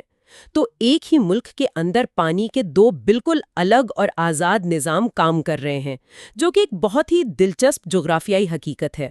یہ تو واقعی بہت دلچسپ ہے۔ اچھا، یہ ساری باتیں تو بہتے پانی کی تھیں۔ ان جگہوں کا کیا جہاں پانی ٹھہر جاتا ہے؟ میرا مطلب ہے جھیلیں۔ پاکستان میں تو ان کی بھی کمی نہیں۔ بالکل نہیں، یہاں قدرتی اور مصنوعی دونوں طرح کی جھیلیں موجود ہیں۔ ان کی فہرست تو بہت لمبی ہے، لیکن کچھ کا ذکر بہت ضروری ہے، جیسے منچھر جھیل جو پاکستان میں میٹھے پانی کی سب سے بڑی جھیل ہے۔ پھر کینجھر جھیل ہے جسے کلری جھیل بھی کہتے ہیں۔ یہ نہ صرف دوسری بڑی جھیل ہے بلکہ کراچی جیسے بڑے شہر کو پینے کا پانی فراہم کرنے کا ایک اہم ذریعہ بھی ہے۔ اور وہ جھیلیں جو اپنی بلندی کی وجہ سے مشہور ہیں، میں نے رش جھیل اور کرمبر جھیل کے بارے میں پڑھا ہے۔ جی، وہ پاکستان کی بلند ترین جھیلوں میں شمار ہوتی ہیں، لیکن سیاحوں میں جو سب سے زیادہ مقبول ہے وہ شاید وادی کاغان کی جھیل سیف الملوک ہے، جس کے ساتھ کئی کہانیاں جڑی ہوئی ہیں، اور دوسری وہی عطا آباد جھیل جس کی ہم نے ابھی بات کی، جو اپنی خوبصورتی کی وجہ سے اب ایک بڑا سیاحتی مرکز بن چکی ہے۔ تو ان جھیلوں کی اہمیت صرف خوبصورتی اور سیاحت تک محدود نہیں ہے؟ ہرگز نہیں، ان کی ایک بہت بڑی ماحولیاتی اہمیت بھی ہے۔ یہ سائبیریا اور دوسرے سرد علاقوں سے ہجرت کر کے آنے والے لاکھوں پرندوں کے لیے سردیوں میں ایک محفوظ ٹھکانہ ہوتی ہیں۔ یہ ہمارے ایکو سسٹم کا ایک انتہائی اہم اور نازک حصہ ہیں۔ تو آج ہم نے دریائے سندھ کے وسیع نظام سے اپنا سفر شروع کیا، پھر پنجاب کے دریاؤں کی سیاسی تاریخ اور سندھ تاز معاہدے کو سمجھا، پھر شمال کے برفانی دریاؤں اور بدلتے ہوئے جغرافیے کی حیران کن کہانی دیکھی، اور یہ بھی جانا کہ بلوچستان کا دریائی نظام بالکل الگ ہے، اور آخر میں ملک کی خوبصورت جھیلوں پر بات کی۔ اس گفتگو کو ختم کرنے سے پہلے میں ایک بہت گہری اور سوچنے پر مجبور کرنے والی بات کا ذکر کرنا چاہوں گی۔ یہ بات ہمارے ذرائع میں موجود ہے۔ دریائے سواں، جو سطح مرتفع پوٹھوہار کا ایک اہم دریا ہے، اس کی وادی میں پاکستان میں انسانی زندگی کے قدیم ترین آثار ملے ہیں۔ لیکن اس سے بھی زیادہ حیران کن بات یہ ہے کہ یہ دریا ایک بلند پہاڑی سلسلے کو کاٹ کر گزرتا ہے، جسے سوانگ کٹ کہتے ہیں۔ ماہرین کے مطابق کوئی بھی دریا اتنا اونچا پہاڑ نہیں کاٹ سکتا۔ تو اس کا کیا مطلب ہوا؟ اس کا مطلب یہ ہے کہ یہ دریا اس پہاڑ کے بننے سے بھی پہلے وہاں موجود تھا۔ لاکھوں سالوں کے دوران جیسے جیسے یہ پہاڑ بلند ہوتا گیا، دریا نے اپنا راستہ نہیں بدلا، بلکہ وہ اسے کاٹتا رہا۔ اس سے یہ اہم سوال پیدا ہوتا ہے، یہ دریا صرف جغرافیائی لکیریں نہیں ہیں جو زمین کو شکل دیتی ہیں، بلکہ یہ گہرے وقت کے گواہ ہیں، جنہوں نے اس خطے میں انسانی تاریخ کے آغاز سے بھی پہلے اس کی تشکیل کی ہے۔ اگر یہ دریا بول سکتے تو نہ جانے ہمیں کون سی کہانیاں سناتے۔ کبھی سوچا ہے کہ یہ کتنی عجیب بات ہے کہ پاکستان میں ایک ہی وقت میں، مطلب ایک کونے میں لوگ جیکب آباد کی شدید گرمی سے پریشان ہیں، اور دوسرے کونے میں قراقرم کی چوٹیوں پر برف جمی ہوئی ہے۔ یہ آخر ہوتا کیسے ہے؟ جی، ایک ہی ملک میں موسم کے اتنے الگ الگ رنگ۔ تو آج ہم اسی پر بات کریں گے۔ پاکستان کا ایک تصوراتی سفر کرتے ہیں۔ اچھا۔ جنوب میں کراچی کے ساحلوں سے شروع کر کے شمال میں قراقرم کی برف پوش چوٹیوں تک۔ اور اس سفر میں ہم دیکھیں گے کہ آب و ہوا اور نباتات، یعنی کلائمیٹ اور ویجیٹیشن کا آپس میں کتنا گہرا تعلق ہے۔ بالکل، لیکن اس سے پہلے ایک بہت ضروری وضاحت۔ جی، موسم اور آب و ہوا کا فرق۔ ہاں، اکثر لوگ ان کو ایک ہی چیز سمجھتے ہیں۔ دیکھیں، موسم تو وہ ہے جو ابھی باہر ہے، جو ہر گھنٹے بدل سکتا ہے، لیکن آب و ہوا یعنی کلائمیٹ وہ کسی علاقے کا آپ کہیں 30-35 سال کا اوسط موسم ہے۔ صحیح۔ جیسا کہ ایک ماخذ میں گو نے کہا کہ موسم تو اتنا غیر متوقع ہو سکتا ہے کہ ایک سڑک پر دھوپ ہو اور 2 کلومیٹر دور طوفانی بارش ہو رہی ہو۔ واہ، تو موسم آج کی خبر ہے اور آب و ہوا پوری تاریخ کی کتاب۔ بالکل۔ چلیں تو اس کتاب کو کھولتے ہیں۔ جب ماہرین کسی جگہ کی آب و ہوا کو سمجھتے ہیں تو وہ کن چیزوں کو دیکھتے ہیں؟ درجہ حرارت، بارش اور بنیادی طور پر 4 ستون ہے: درجہ حرارت، بارش، ہوا کا دباؤ اور ہوا میں نمی یعنی ہیومیڈیٹی۔ اچھا۔ اور پاکستان کی کہانی میں یہ چاروں عناصر بہت دلچسپ کردار ادا کرتے ہیں۔ دیکھیں، ہمارا جغرافیائی محل وقوع منطقہ حارہ سے باہر ہے، جس کا مطلب ہے کہ یہاں گرمیاں لمبی ہوتی ہیں۔ اور میں نے پڑھا ہے کہ ہوا کو گرم کرنے میں سورج سے زیادہ زمین سے نکلنے والی حرارت کا کردار ہوتا ہے۔ جی بالکل، جسے ٹیریسٹریل ریڈیشنز کہتے ہیں۔ سمندر کا ٹھنڈا اثر تو بس ساحل تک ہی رہتا ہے۔ اچھا، تو ذرائع نے اسی درجہ حرارت کی بنیاد پر پورے ملک کو 4 بڑے حصوں میں تقسیم کیا ہے۔ جی، چلیں جنوب سے شروع کرتے ہیں، ساحلی پٹی سے۔ پہلا خطہ، گرم گرمیاں اور معتدل سردیاں۔ بالکل، یہاں سمندر ایک قدرتی ایئر کنڈیشنر کا کام کرتا ہے۔ گرمیوں میں درجہ حرارت 31 ڈگری سے اوپر کم ہی جاتا ہے، اور سردیوں میں بھی 10 ڈگری سے نیچے۔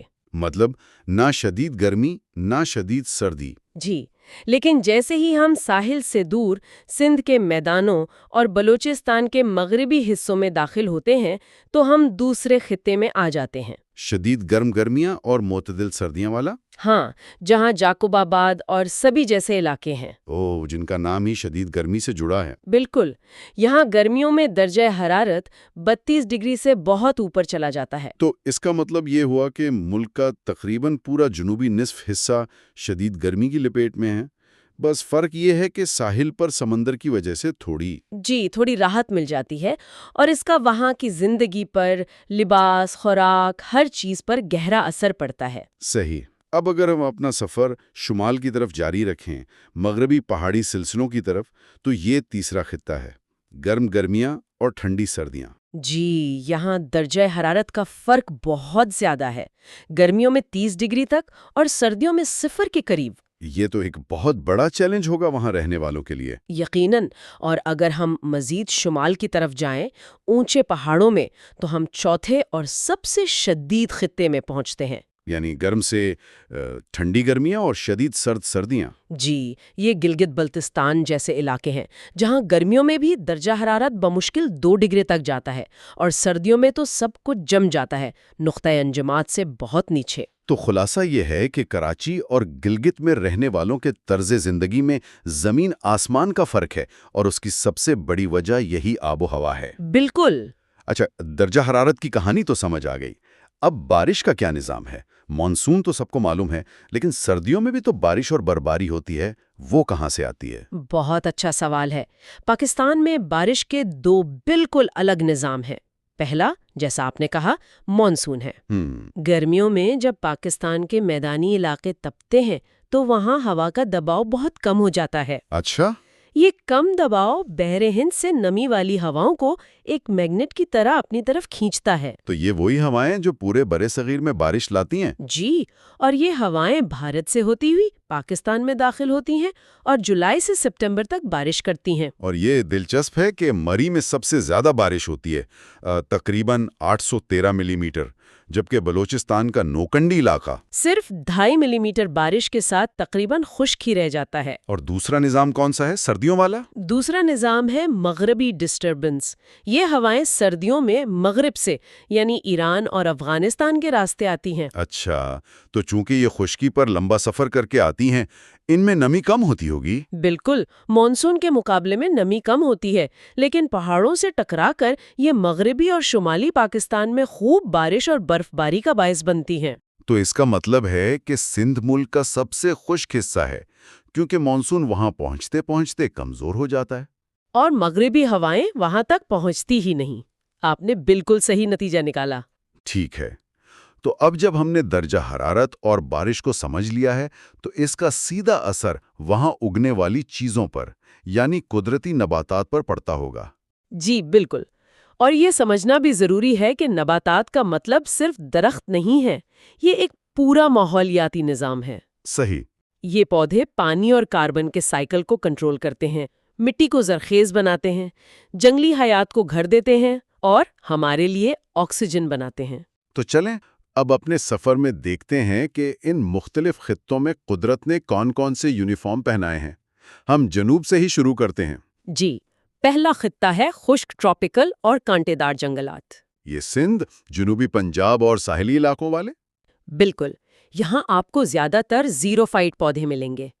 ये नबातात की दुनिया के ऊंट हैं। ऊंट? मतलब जैसे ऊंट कम पानी में गुजारा करता है, ये पौधे भी शदीद गर्मी और खुश्की झेलने के माहिर होते हैं। अच्छा, उनकी क्या खासियत होती है? इनकी जड़ें पानी की तलाश में जमीन में बहुत गहराई तक जाती हैं और पत्ते छोटे या कांटों की शक्ल में होते हैं ताकि पानी कम से कम ज़ाया हो। कीकर, झंड, बेरी इसकी आम मिसालें हैं। ठीक है, अब थोड़ा ऊपर की तरफ चलते हैं, सतह मुर्तफा, पोठोहार और कोहे नमक की तरफ, यानी दूसरा खित्ता। खुश्क सब ट्रॉपिकल पहाड़ी नबातात। यहाँ भी हालात खुश्क हैं, लेकिन दर्जा हरारत थोड़ा कम है। तो यहाँ पौधे भी कुछ मुख्तलिफ होंगे? जी, यहाँ आपको झाड़ियाँ और छोटे पत्तों वाले सदाबहार दरख्त मिलेंगे, जैसे काओ यानी जंगली जैतून और फलाई।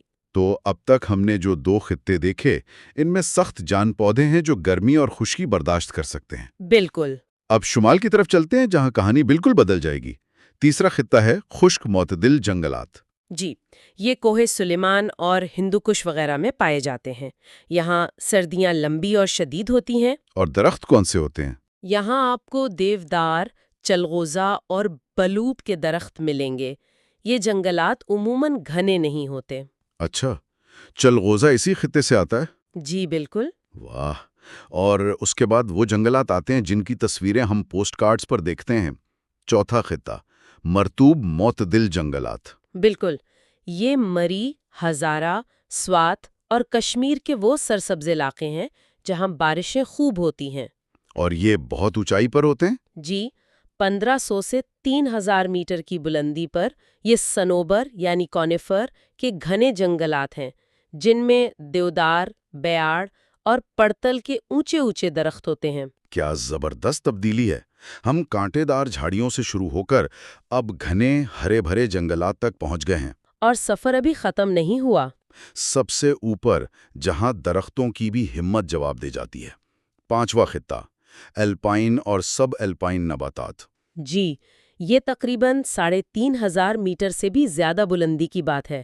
یہاں سردی اتنی شدید ہے کہ بڑے درخت زندہ ہی نہیں رہ سکتے. تو پھر وہاں کیا ہوتا ہے؟ وہاں آپ کو برچ جیسے چھوٹے قد کے درخت یا جونیپر جیسی جھاڑیاں ملیں گی. اور اس کی سب سے شاندار مثال ہے دیوسائی کے میدان. دیوسائی؟ ذرا تصور کریں، ایک وسیع کتا بھی پھیلا ہوا سبز میدان جہاں کوئی درخت نہیں، بس گھاس، گرمیوں میں کھلنے والے رنگ برنگے جنگلی پھول اور مکمل خاموشی. کیا کمال کا سفر رہا! تو خلاصہ یہ ہے کہ پاکستان کی آب و ہوا اور نباتات کوئی سیدھی سادھی کہانی نہیں، بلکہ ایک بہت ہی پیچیدہ اور خوبصورت نظام ہے. جی، ہم نے دیکھا کہ کیسے درجہ حرارت، بارش اور بلندی مل کر ساحل کے گرم ماحول سے لے کر شمال کے سرد الپائن میدانوں تک بالکل مختلف دنیایں بناتے ہیں. اور یہاں سب سے دلچسپ بات یہ ہے کہ یہ تمام نظام آپس میں بہت گہرائی سے جڑے ہوئے ہیں. کیسے؟ دیکھیں، آب و ہوا طے کرتی ہے کہ کہاں کون سے پودے اگیں گے. ٹھیک ہے. اور پھر وہی پودے اور جنگلات واپس ماحول پر، بارش کے نظام پر اور مٹی پر اثر انداز ہوتے ہیں. یہ ایک بہت ہی نازک توازن ہے جو پاکستان کے قدرتی ورثے کی بنیاد ہے. بالکل. آخر میں ایک سوچنے کی بات، ہمارے ذرائع میں ایک بہت اہم نقطہ اٹھایا گیا ہے. اچھا. آج جہاں ہمیں سندھ اور پنجاب میں کھیت اور شہر نظر آتے ہیں، وہاں آبپاشی نظام سے پہلے بہت بڑے کانٹے دار جنگلات ہوا کرتے تھے. جی، یہ بات درست ہے. یہ جنگلات ہرن اور دوسری جنگلی حیات کا گھر تھے جو موسم کے ساتھ ان علاقوں میں ہجرت کرتے تھے. تو سوچنے کی بات یہ ہے کہ ہماری ترقی نے ان قدرتی نظاموں کو اور جنگلی حیات کی نقل و حرکت کے ان قدیم راستوں کو کس حد تک اور کیسے ہمیشہ کے لیے بدل دیا ہے. آج ہم پاکستان کی زراعت کی دنیا میں گہری نظر ڈالنے والے ہیں. جی، یعنی کھیتوں میں اگنے والی فصلوں سے لے کر دیہی معیشت کی جان، مویشی پالنے تک کا پورا سفر. بالکل. ہمارے سامنے جو مواد ہے وہ اس موضوع کا ایک تفصیلی جائزہ پیش کرتا ہے، اور ہمارا کام اس میں سے سب سے اہم اور دلچسپ نکات نکالنا ہے. اور اس گفتگو کا آغاز ایک ایسی حقیقت سے کرتے ہیں جو شاید پورے منظر نامے کو ایک ہی جملے میں بیان کر دیتی ہے. اچھا. اعداد و شمار بتاتے ہیں کہ پاکستان دودھ پیدا کرنے والا دنیا کا چوتھا بڑا ملک ہے. واہ، یہ تو بہت بڑی بات ہے. یہ تو ہوئی خوشی کی بات، لیکن تضاد یہ ہے کہ ہماری پیداواری صلاحیت یعنی فی جانور دودھ کی مقدار وہ عالمی معیار سے بہت پیچھے ہے. اچھا. اور یہی فرق آج کے ہماری گفتگو کا ایک طرح سے مرکزی نقطہ ہے. بالکل. یعنی صلاحیت تو بہت ہے لیکن نتیجہ اس کے مطابق نہیں ہے. چلیں اس کو ذہن میں رکھتے ہوئے ہم زمین سے شروع کرتے ہیں. جی. سب سے پہلے بنیادی غذائی فصلیں. گندم تو سب سے اہم ہے ہی، لیکن اس کے بعد چاول اور مکئی کا نام آتا ہے. چاول کی بات تو سمجھ آتی ہے، وہ ہماری غذا کا بہت اہم حصہ ہے.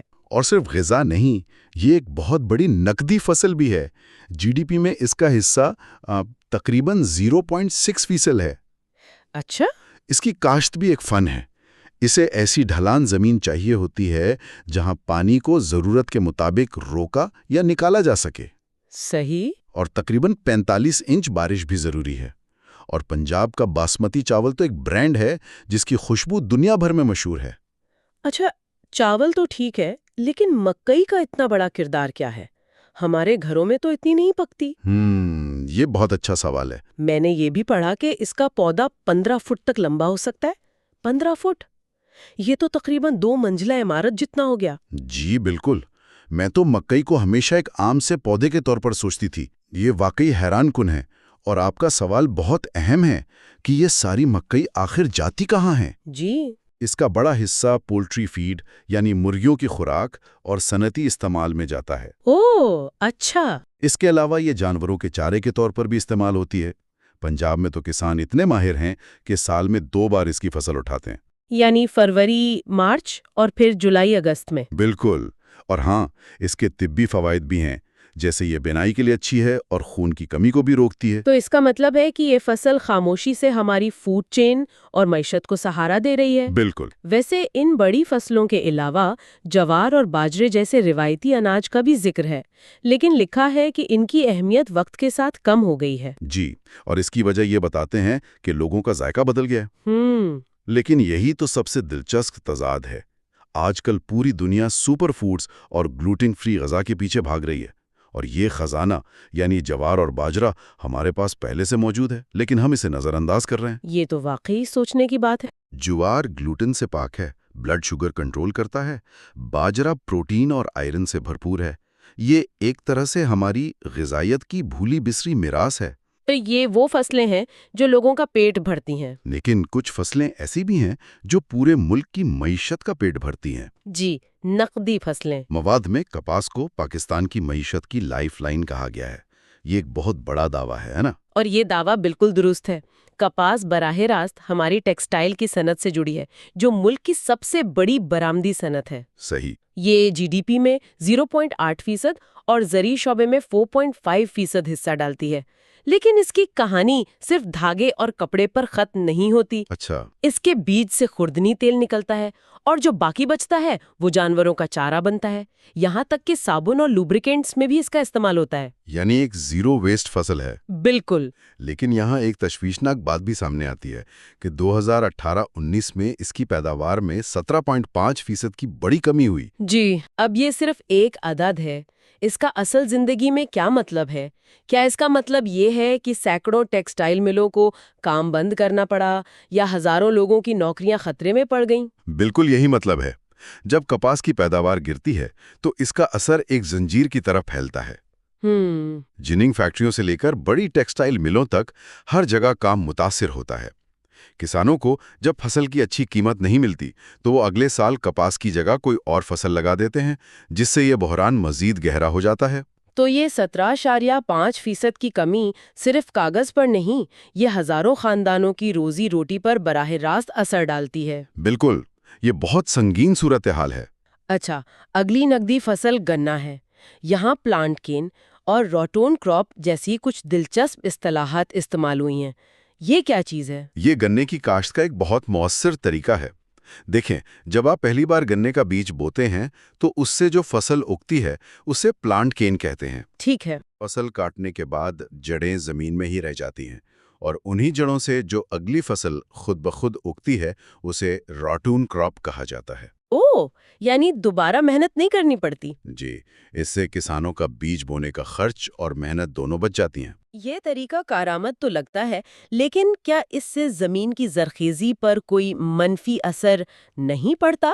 کیا ہر اگلی فصل پہلی جتنی ہی اچھی اور صحت مند ہوتی ہے؟ بہت اچھا سوال ہے۔ عام طور پر روٹون فصل کی پیداوار پہلی فصل کے مقابلے میں تھوڑی کم ہوتی ہے۔ اچھا۔ اور اگر مسلسل کئی سال تک ایسا کیا جائے تو زمین کی زرخیزی بھی متاثر ہو سکتی ہے۔ اسی لیے ماہرین مشورہ دیتے ہیں کہ 2 یا 3 روٹون فصلوں کے بعد نئی فصل لگائی جائے، تاکہ زمین کو اپنی طاقت بحال کرنے کا موقع مل سکے۔ بالکل۔ سمجھ گئی۔ اب آتے ہیں تمباکو پر۔ یہ ایک متنازع پودا ہے۔ ایک طرف اس کی بری شہرت ہے، لیکن دوسری طرف مواد میں اس کے کچھ حیران کن استعمالات بھی بتائے گئے ہیں۔ اور یہی بات اسے دلچسپ بناتی ہے۔ تمباکو نوشی کے نقصانات اپنی جگہ، لیکن دیہی علاقوں میں کسان اسے ایک قدرتی کیڑے مار دوا کے طور پر استعمال کرتے ہیں۔ اچھا، وہ کیسے؟ اس کے پتوں کا عرق فصلوں پر سپرے کیا جاتا ہے تو یہ کیٹرپلرز اور سنڈیوں جیسے کیڑوں کو بھگا دیتا ہے۔ یہ تو بہت دلچسپ ہے۔ اس کے علاوہ کچھ روایتی طریقوں میں اسے جلد کی الرجی اور سوزش کم کرنے کے لیے بھی استعمال کیا جاتا ہے۔ تو یہ اس بات کی بہترین مثال ہے کہ فطرت میں کوئی بھی چیز مکمل طور پر اچھی یا بری نہیں ہوتی، اس کا انحصار ہمارے استعمال پر ہے۔ بالکل۔ ٹھیک ہے، اب ان صنعتی فصلوں سے زراعت کے زیادہ رنگین اور ذائقے دار پہلو کی طرف چلتے ہیں، یعنی پھل اور سبزیاں۔ جی۔ کیا یہ سچ ہے کہ پاکستان میں آم کی 150 سے زیادہ اقسام پائی جاتی ہیں؟ جی ہاں، اور ہر قسم کا اپنا الگ ذائقہ، خوشبو اور رنگ ہے۔ پاکستان آم کی پیداوار اور معیار کے حوالے سے دنیا میں ایک خاص مقام رکھتا ہے۔ لیکن بات صرف آم تک محدود نہیں۔ ہمارے پاس بیر جیسا پھل ہے جس میں 18 سے 24 ضروری امینو ایسڈز پائے جاتے ہیں۔ جامن ہے جسے ذیابیطس کے مریضوں کے لیے مفید سمجھا جاتا ہے۔ یعنی ہر پھل کی اپنی ایک کہانی اور طبی خصوصیات ہیں؟ بالکل۔ اور یہ بھی نظر آتا ہے کہ ہر علاقے کی اپنی ایک خاص پیداوار ہے۔ جیسے خوبانی کا ذکر ہے جو گلگت بلتستان کی نقدی فصل ہے، لیکن ملک کی 90% پیداوار بلوچستان سے آتی ہے۔ بالکل، یہ پاکستان کے متنوع موسم اور جغرافیہ کو ظاہر کرتا ہے۔ آپ کو بلوچستان کی خوبانی اور سیب ملیں گے، سندھ کا کیلا اور آم، پنجاب کے کینو اور خیبر پختونخوا کے آڑو۔ ہر صوبے کی اپنی ایک زرعی شناخت ہے۔ جی۔ پھلوں کے بعد دالوں کی بات کرتے ہیں جو ہماری غذا کا لازمی حصہ ہیں اور پروٹین کا سب سے بڑا ذریعہ۔ لیکن یہاں ایک مسئلہ نظر آتا ہے کہ ہم اپنی ضرورت کے مطابق دالیں پیدا نہیں کر پاتے۔ یہ ایک بڑا چیلنج ہے۔ ہم دالیں درآمد کرتے ہیں جس پر قیمتی زر مبادلہ خرچ ہوتا ہے۔ حالانکہ جو دالیں ہم یہاں اگاتے ہیں ان کی غذائیت کمال کی ہے۔ مثال کے طور پر مسور کی دال کے بارے میں کہا جاتا ہے کہ اس میں اینٹی ایجنگ خصوصیات ہیں۔ اچھا۔ اور اسے جلد کے لیے فیس پیک کے طور پر بھی استعمال کیا جاتا ہے۔ اور چنے کے بارے میں تو ایک بہت ہی مزیدار بات لکھی ہے کہ اسے گھوڑوں کو بھی کھلایا جاتا ہے۔ جی، کیونکہ یہ توانائی کا فوری اور بھرپور ذریعہ ہے۔ پرانے وقتوں میں جب گھوڑوں سے سخت محنت کا کام لیا جاتا تھا تو انہیں چنے کھلائے جاتے تھے۔ تو ایک طرح سے یہ گھوڑوں کا انرجی ڈرنک تھا۔ بالکل۔ آپ ایسا کہہ سکتے۔ یعنی اگلی بار جب تھکاوٹ ہو تو شاید ہمیں بھی یہی آزمانا چاہیے۔ شاید۔ اچھا، ہم نے ان سب چیزوں کی بات کر لی جو زمین سے اگتی ہیں، لیکن دیہی معیشت کا ایک بہت بڑا حصہ ان جانوروں پر مشتمل ہے جو اسی زمین پر چلتے پھرتے ہیں۔ جی، لائف سٹاک۔ مواد کے مطابق تقریباً 3.5 کروڑ لوگ مویشی پالنے کے شعبے سے وابستہ ہیں۔ یہ تو ایک بہت بڑی تعداد ہے۔ یہ دیہی معیشت کی ریڑھ کی ہڈی ہے، خاص طور پر ان چھوٹے کسانوں کے لیے جن کی زمین کم ہے۔ مویشی ان کی آمدنی کا اضافی ذریعہ اور مالی بحران میں ایک طرح کا سیونگ اکاؤنٹ ہوتے ہیں۔ صحیح۔ اور یہاں ہم واپس اپنی گفتگو کی ابتدائی بات پر آتے ہیں، دودھ کی پیداوار اور وہ جرمنی والی مثال۔ ہاں، وہ فرق واقعی چونکا دینے والا تھا کہ ہمارے پاس جرمنی سے 3 گنا زیادہ جانور ہیں، لیکن ہماری دودھ کی پیداوار جرمنی کا صرف 5واں حصہ ہے۔ جی۔ اس کی وجہ کیا ہے؟ کیا ہمارے جانوروں کی نسل کمزور ہے، انہیں صحیح خوراک نہیں ملتی، یا کوئی اور وجہ ہے؟ یہ ایک بہت پیچیدہ مسئلہ ہے اور اس کی کئی وجوہات ہیں۔ ایک بڑی وجہ جانوروں کی نسل اور جینیات ہے۔ ہمارے ہاں زیادہ تر دیسی نسل کے جانور ہیں جن کی دودھ دینے کی صلاحیت قدرتی طور پر کم ہوتی ہے۔ اچھا۔ دوسری وجہ خوراک کا معیار اور دستیابی ہے۔ تیسرا، جانوروں کی صحت کی سہولیات یعنی ویٹرنری کیئر کی کمی ہے۔ ہاں۔ اور چوتھا، دودھ کو فارم سے صارف تک پہنچانے کے لیے کولڈ چین جیسے جدید انفراسٹرکچر کا نہ ہونا۔ ان سب عوامل کی وجہ سے ہم اپنی صلاحیت سے فائدہ نہیں اٹھا پا رہے۔ یہ تو ایک مکمل نظام کا مسئلہ لگتا ہے۔ اچھا، مویشی پالنے کے طریقوں میں بھی فرق بتایا گیا ہے، ایک سبسسٹنس اور دوسرا کمرشل۔ ان میں کیا فرق ہے؟ سبسسٹنس فارمنگ کا مطلب ہے گزر بسر کے لیے جانور پالنا، یعنی بنیادی مقصد ذاتی ضروریات پوری کرنا ہوتا ہے، جیسے گھر کے لیے دودھ، دہی اور گوشت۔ صحیح۔ اس کی بھی 2 قسمیں ہیں، ایک خانہ بدوش یعنی نومیڈک، جس میں لوگ پانی اور چارے کی تلاش میں اپنے جانوروں کے ساتھ موسم کے لحاظ سے ایک جگہ سے دوسری جگہ سفر کرتے ہیں، جیسا کہ تھر، چولستان اور بلوچستان میں ہوتا ہے۔ بالکل۔ اور دوسری قسم؟ دوسری ہے مستقل یعنی سیڈنٹری۔ اس میں کسان ایک ہی جگہ اپنے گاؤں یا کھیت میں رہ کر جانور پالتے ہیں۔ یہ پنجاب اور سندھ کے نہری علاقوں میں عام ہے، جہاں کھیتی باڑی کے ساتھ ساتھ 2-4 جانور بھی رکھے جاتے ہیں۔ جی، جو خاندان کی غذائی ضروریات بھی پوری کرتے ہیں اور کھیت میں ہل چلانے کے بھی کام آتے ہیں۔ اور کمرشل فارمنگ پھر اس کے بالکل برعکس ہوگی۔ جی، کمرشل فارمنگ کا واحد مقصد منافع کمانا ہے۔ اس میں بڑے پیمانے پر جانور پالے جاتے ہیں تاکہ ان کا دودھ، گوشت، اون یا کھالیں مارکیٹ میں یا صنعتوں کو بیچی جا سکے۔ تو اس میں بڑے سرکاری اور فوجی ڈیری فارمز بھی شامل ہوں گے؟ جی، وہ سب اسی میں آتے ہیں۔ اعداد و شمار کے مطابق تو اس شعبے نے کافی ترقی کی ہے۔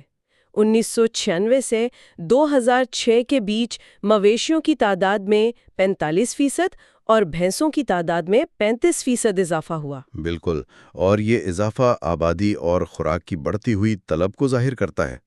اور ان اعداد و شمار میں ایک اور بہت اہم نقطہ چھپا ہوا ہے، وہ یہ کہ پاکستان میں دودھ کی پیداوار کا سب سے بڑا ذریعہ گائے نہیں بلکہ بھینس ہے۔ اچھا، یہ تو بہت دلچسپ بات ہے۔ ہمارے کل دودھ کا تقریباً 2/3 حصہ بھینسوں سے آتا ہے، جو ہمارے خطے کی ایک منفرد خصوصیت ہے۔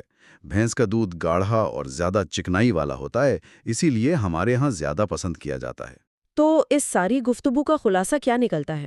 ہم نے پنجاب کے باسمتی چاول کے کھیتوں سے سفر شروع کیا اور بلوچستان کے خانہ بدوش چرواہوں تک پہنچے۔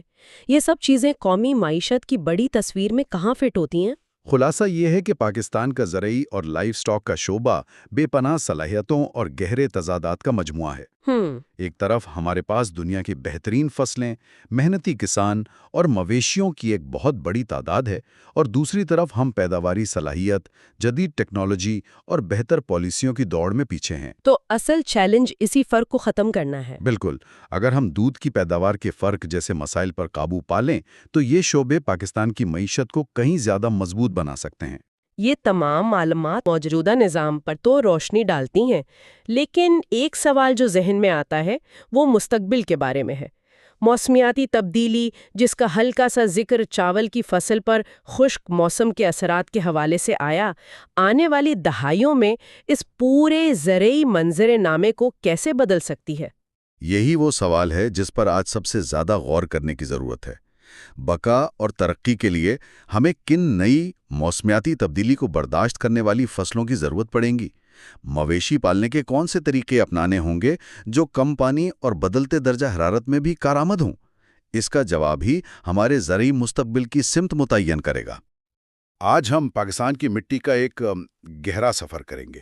یہ صرف پاؤں کے نیچے کی دھول نہیں ہے۔ جی بالکل۔ ہم زمین کی اوپری سطح سے شروع کر کے اس کی گہرائی تک جائیں گے، اور پھر ملک کے ایک کونے سے دوسرے کونے تک، تھر کے صحرا سے لے کر دیوسائی کے منجمد میدانوں تک، یہ دیکھیں گے کہ یہ مٹی کیسے بدلتی ہے اور ہماری زندگیوں پر کیسے اثر انداز ہوتی ہے۔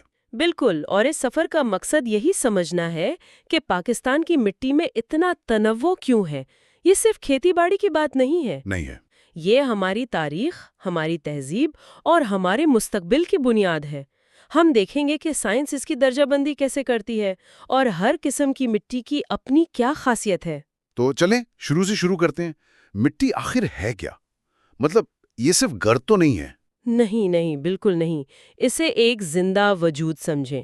یہ معدنیات، پودوں اور جانوروں کے گلے سڑے حصے، پانی، ہوا اور اربوں خوردبینی جانداروں کا ایک پیچیدہ مرکب ہے۔ اچھا۔ سائنسدان اسے پیڈوسفیر کہتے ہیں، یعنی وہ زندہ جلد جو ہماری زمین کو ڈھانپے ہوئے ہے۔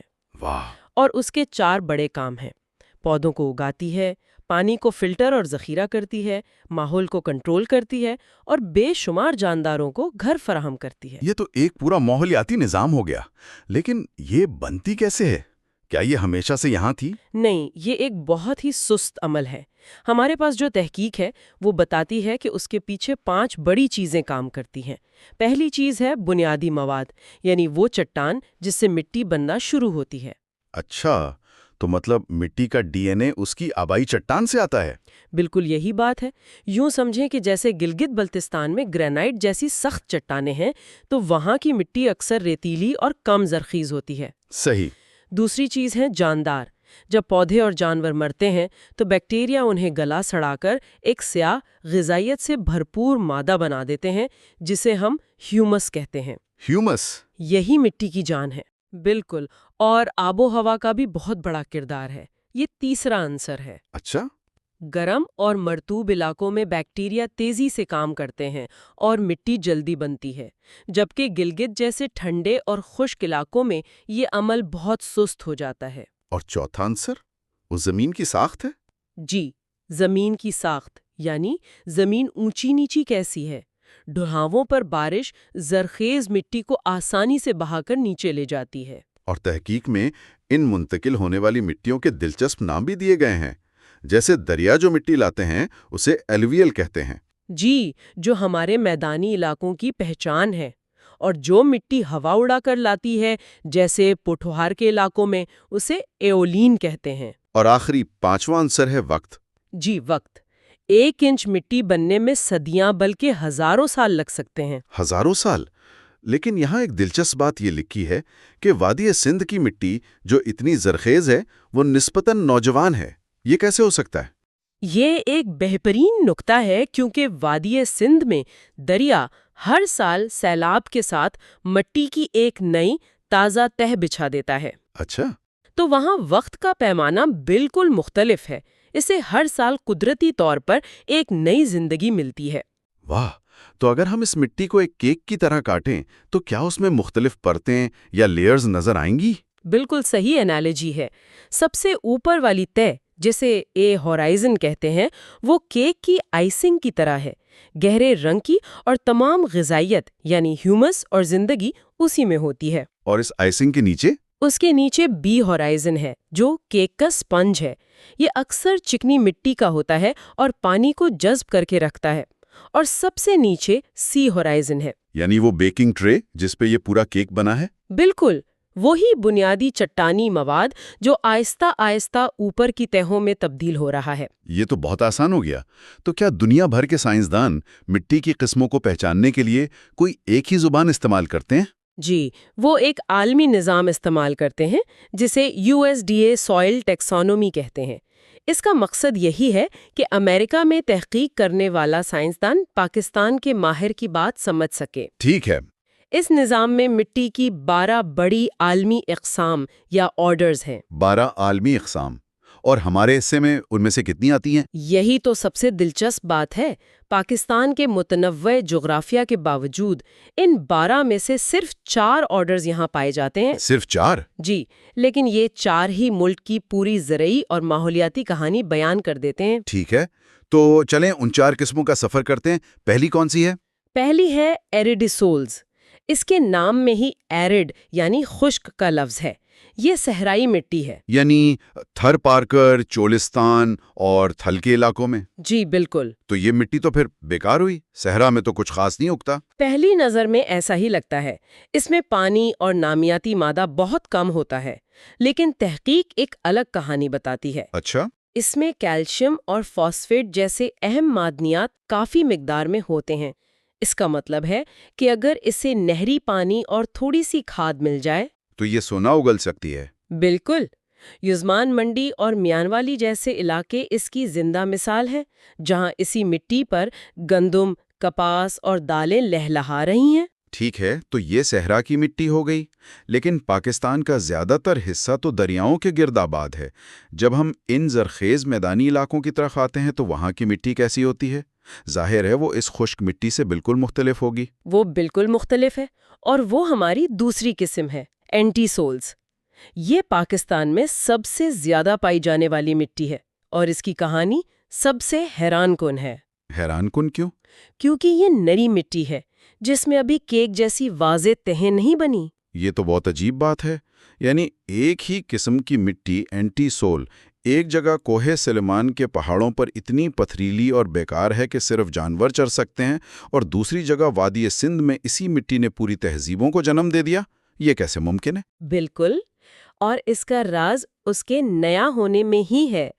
پہاڑوں پر مٹی کٹاؤ کی وجہ سے کبھی پختہ نہیں ہو پاتی، لیکن وادی سندھ میں، جیسا ہم نے پہلے ذکر کیا، دریا ہر سال اسے ایک قدرتی تحفہ دیتے ہیں۔ زرخیز مٹی کی ایک نئی تہہ۔ جی، یہ ایک قدرتی کھاد کا نظام ہے جو ہزاروں سال سے چل رہا ہے، اور اسی نے موئنجوداڑو اور ہڑپا جیسی تہذیبوں کو بنیاد فراہم کی۔ یعنی یہ زرخیزی دریاؤں کے سیلاب کی مرہون منت ہے، لیکن آج کل تو ہم سیلاب کو قابو کرنے کے لیے ڈیم اور بیراج بنا رہے ہیں۔ کیا اس سے اس قدرتی نظام پر کوئی اثر پڑ رہا ہے؟ یہ ایک بہت اہم سوال ہے، اور اس پر ہم تھوڑی دیر میں واپس آئیں گے، کیونکہ اس کا تعلق مٹی کے سب سے بڑے چیلنج سے ہے۔ ٹھیک ہے۔ ابھی تیسری قسم کی طرف چلتے ہیں، جو انسیپٹی سولز کہلاتی ہے۔ یہ اینٹی سول سے تھوڑی زیادہ پختہ ہوتی ہے، مطلب اس میں تہوں کی تشکیل کا آغاز ہو چکا ہوتا ہے۔ اور یہ کہاں ملتی ہے؟ یہ زیادہ تر ہمارے پہاڑی اور نیم پہاڑی علاقوں جیسے سوات، چترال اور سطح مرتفع پوٹھوہار میں پائی جاتی ہے۔ پوٹھوار کا علاقہ تو بارانی کاشتکاری کے لیے مشہور ہے نا؟ اس مٹی سے کوئی تعلق ہے؟ گہرا تعلق ہے۔ تحقیق میں اس کی ایک ذیلی قسم زیریپٹس کا ذکر ہے جو پوٹوہار میں عام ہے۔ یہاں کسان صرف سردیوں کی بارش پر انحصار کرتے ہیں۔ اچھا۔ وہ پورے سال کی حکمت عملی بناتے ہیں کہ اس محدود پانی کو زمین میں کیسے محفوظ رکھا جائے تاکہ گندم اور چنے جیسی فصلیں اگائی جا سکیں۔ یہ ایک بہت ہی ہنر مندانہ کام ہے۔ اور ہماری چوتھی اور آخری قسم، وہ تو ان سب سے بہت مختلف ہوگی۔ وہ بالکل الگ دنیا ہے۔ اسے جیلس ہالز کہتے ہیں، یعنی منجمد مٹی۔ منجمد مٹی؟ جی، پاکستان میں اس کا وجود ہی ایک حیرت کی بات ہے۔ یہ صرف گلیشیئرز کے قریب انتہائی بلند اور سرد علاقوں جیسے دیوسائی اور شنور کے میدانوں میں پائی جاتی ہے۔ اس کی خاصیت پرما فراسٹ ہے، یعنی زمین کی وہ تہ جو سال بھر جمی رہتی ہے۔ تو اس کا مطلب یہ ہوا کہ ہمارے پاس 4 بالکل مختلف ٹیموں کے کھلاڑی ہیں، صحرائی، میدانی، پہاڑی اور برفانی، اور ہر کھلاڑی اپنے ماحول میں ہی بہترین کھیل سکتا ہے۔ لیکن یہ سب کھلاڑی، یہ قیمتی وسیلہ اب ایک بڑے خطرے کی زد میں ہے۔ بالکل، اور یہ وہی نقطہ ہے جو آپ نے پہلے اٹھایا تھا۔ پاکستان میں مٹی کا کٹاؤ یعنی سوئل ایروژن ایک بحران کی شکل اختیار کر چکا ہے۔ اعداد و شمار کیا کہتے ہیں؟ اعداد و شمار بتاتے ہیں کہ ملک کا 76% سے زیادہ حصہ مٹی کے کٹاؤ سے متاثر ہے۔ ایک منٹ، 76%؟ یہ تو تقریباً پورا ملک ہو گیا۔ کیا اس کا مطلب یہ ہے کہ ہمارے کھیت، پہاڑ سب اپنی سب سے قیمتی اور زرخیز اوپری تہ کھو رہے ہیں؟ جی، اور یہ بہت بہت خوفناک بات ہے۔ اس کی سب سے بڑی وجوہات جنگلات کی بے دریغ کٹائی، مویشیوں کا حد سے زیادہ چڑھنا اور پانی کا غلط انتظام ہے۔ جب درخت نہیں ہوتے تو بارش کا پانی سیدھا زمین سے ٹکراتا ہے اور اپنے ساتھ زرخیز مٹی کو بہا کر لے جاتا ہے۔ اچھا، تو مٹی بننے میں ہزاروں سال لگتے ہیں، لیکن ہم اسے چند سالوں کی غلط منصوبہ بندی سے تباہ کر سکتے ہیں۔ ہمارے مواد میں جنگلات کے رقبے کا ایک آنکڑا دیا گیا ہے، صرف 2.2%، جبکہ عالمی معیار 25% ہے۔ یہ تو واقعی چونکا دینے والا ہے۔ جی، اور اس کے نتائج ہم سب بھگت رہے ہیں۔ زمین کی زرخیزی کم ہو رہی ہے، زرعی پیداوار گر رہی ہے، اور ملک کی غذائی سلامتی خطرے میں ہے۔ اس کی کوئی مثال؟ مواد میں ایک ٹھوس مثال دی گئی ہے کہ صرف دریائے چناب کے کنارے 12,000 ایکڑ سے زیادہ زرعی زمین کٹاؤ کی وجہ سے دریا برد ہو چکی ہے۔ 12,000 ایکڑ؟ یہ صرف زمین کا ٹکڑا نہیں، یہ ہزاروں کسانوں کی روزی روٹی اور ملکی معیشت کا نقصان ہے۔ تو آج کے اس سفر سے یہ بات بالکل واضح ہو گئی کہ پاکستان کی مٹی کتنی متنوع اور زندگی کے لیے کتنی اہم ہے۔ ہم نے صحرا کی اریڈی سولز سے، جس میں چھپی ہوئی صلاحیت ہے، لے کر دریاؤں کی اینٹی سولز تک کا سفر کیا، جس نے تہذیبوں کو جنم دیا، اور پہاڑوں کی انسپٹسولز سے ہوتے ہوئے گلیشیئرز کی منجمد جیلیسولز تک پہنچے۔ لیکن یہ بھی دیکھا کہ یہ سب کچھ کٹاؤ کے خطرے کی وجہ سے داؤ پر لگا ہوا ہے۔ بالکل، اور دلچسپ بات یہ ہے کہ ہمارے ذرائع میں اس مسئلے کا حل بھی بتایا گیا ہے۔ مٹی کے کٹاؤ کو روکنے کے لیے فصلوں کی تبدیلی، شجرہ کاری اور پہاڑی علاقوں میں ٹیرس فارمنگ جیسی تقریباً 17 مختلف تکنیکیں موجود ہیں۔ تو پھر مسئلہ کیا ہے؟ اور یہیں پر آج کا سب سے اہم سوال پیدا ہوتا ہے۔ اگر اس مسئلے کے تکنیکی حل ہمیں معلوم ہے تو پھر ایسی کون سی سماجی، معاشی یا پالیسی کی مجبوریاں ہیں جن کی وجہ سے ہم انہیں وسیع پیمانے پر اپنا نہیں پا رہے، تاکہ پاکستان کے ماحولیاتی اور غذائی مستقبل کو محفوظ بنایا جا سکے؟ جب بھی پاکستان کی معیشت کی بات ہوتی ہے تو ہمارا دھیان فوراً بڑی بڑی صنعتوں کی طرف جاتا ہے، مطلب ٹیکسٹائل، IT سیکٹر، یہی سب کچھ۔ جی بالکل۔ لیکن آج ہم معیشت کے ان حصوں کی گہرائی میں اتریں گے جو اکثر ہماری نظروں سے اوجھل رہتے ہیں، حالانکہ وہ لاکھوں لوگوں کی زندگی کی بنیاد ہیں۔ ہماری معیشت کے خاموش ستون آپ کہہ لیں۔ بالکل۔ آج کی ہماری گفتگو کا موضوع ہے پاکستان میں لائف سٹاک یعنی مویشی، پولٹری اور ماہی گیری کے شعبے۔ یہ وہ شعبے ہیں جو نہ صرف ہماری خوراک کی ضروریات پوری کرتے ہیں بلکہ ملک کے لاکھوں خاندانوں کا ذریعہ معاش بھی ہیں۔ جی، اور آج ہم یہی سمجھنے کی کوشش کریں گے کہ یہ روایتی شعبے جدید معیشت میں کیا کردار ادا کر رہے ہیں۔ ہم صرف اعداد و شمار کی بات نہیں کریں گے بلکہ ان کے پیچھے جو کہانیاں ہیں، ان کی اصل طاقت اور جو چیلنجز ہیں ان کو بھی سمجھیں گے۔ تو آئیے اس گفتگو کا آغاز کرتے ہیں لائف سٹاک سے، جو صحیح معنوں میں ہماری دیہی معیشت کی ریڑھ کی ہڈی ہے۔ اور جب مویشیوں کی بات ہو تو بھینس کا ذکر سب سے پہلے آتا ہے۔ خاص طور پر نیلی راوی نسل۔ جی، نیلی راوی، جسے دنیا کی بہترین دودھ دینے والی بھینسوں میں شمار کیا جاتا ہے۔ لیکن یہاں ایک دلچسپ سوال یہ ہے کہ پاکستان میں گائے کے دودھ سے زیادہ بھینس کا دودھ کیوں پسند کیا جاتا ہے؟ کیا یہ صرف ایک عادت ہے؟ یہ بہت اہم سوال ہے اور اس کا جواب ہی اس شعبے کی پوری معیشت کو چلاتا ہے۔ یہ صرف عادت نہیں ہے، اس کا تعلق ذائقے اور غذائیت سے ہے۔ اچھا؟ جی، بھینس کے دودھ میں گائے کے دودھ کے مقابلے میں فیٹ یعنی چکنائی زیادہ ہوتی ہے۔ اوہ، صحیح۔ تو اسی وجہ سے وہ زیادہ گاڑھا ہوتا ہے اور ذائقے میں بھی میٹھا محسوس ہوتا ہے۔ ہماری روایتی مٹھائیاں، دہی، لسی، یہ سب اسی سے اچھی بنتی ہیں۔ اور یہی ثقافتی ترجیح پھر عادات و شمار میں بھی نظر آتی ہوگی۔ بالکل، اگر ہم صرف ایک دہائی کا عرصہ دیکھیں، جیسے 90 کی دہائی کے وسط سے 2006 تک، تو بھینسوں کی تعداد میں تقریباً 70 لاکھ کا اضافہ ہوا۔ 70 لاکھ؟ یہ تو بہت بہت بڑی تعداد ہے۔ اس کا مطلب ہے کہ ہماری جو ثقافتی پسند ہے وہ پوری دیہاتی معیشت کے ڈھانچے کو شکل دے رہی ہے۔ جی ہاں، اور اس کی سب سے بڑی مارکیٹ پنجاب ہے، جہاں ملک کی تقریباً 64% بھینسیں ہیں۔ اچھا۔ اور اس کے بعد 28% کے ساتھ سندھ کا نمبر آتا ہے۔ تو یہ دونوں صوبے ہی پاکستان کی دودھ کی پیداوار کا مرکز ہیں۔ بھینسوں کے ساتھ ساتھ گائے کی اہمیت بھی اپنی جگہ ہے، خاص طور پر ساہیوال نسل کی گائے۔ جی، جو روزانہ 8 سے 10 کلو دودھ دیتی ہے۔ لیکن گائے صرف دودھ یا گوشت کے لیے نہیں بلکہ دیہی علاقوں میں کھیتی باڑی اور ظاہر ہے عید الاضحیٰ پر قربانی کے لیے بھی بہت اہم ہے۔ یہاں گائے اور بھینس کے درمیان ایک بہت ہی دلچسپ معاشی فرق ہے جو کسان کے فیصلے پر بہت اثر انداز ہوتا ہے۔ وہ کیا ہے؟ دیکھیں، ایک گائے تقریباً 15 سے 18 مہینے میں بالغ ہو جاتی ہے، مطلب دودھ دینے کے قابل۔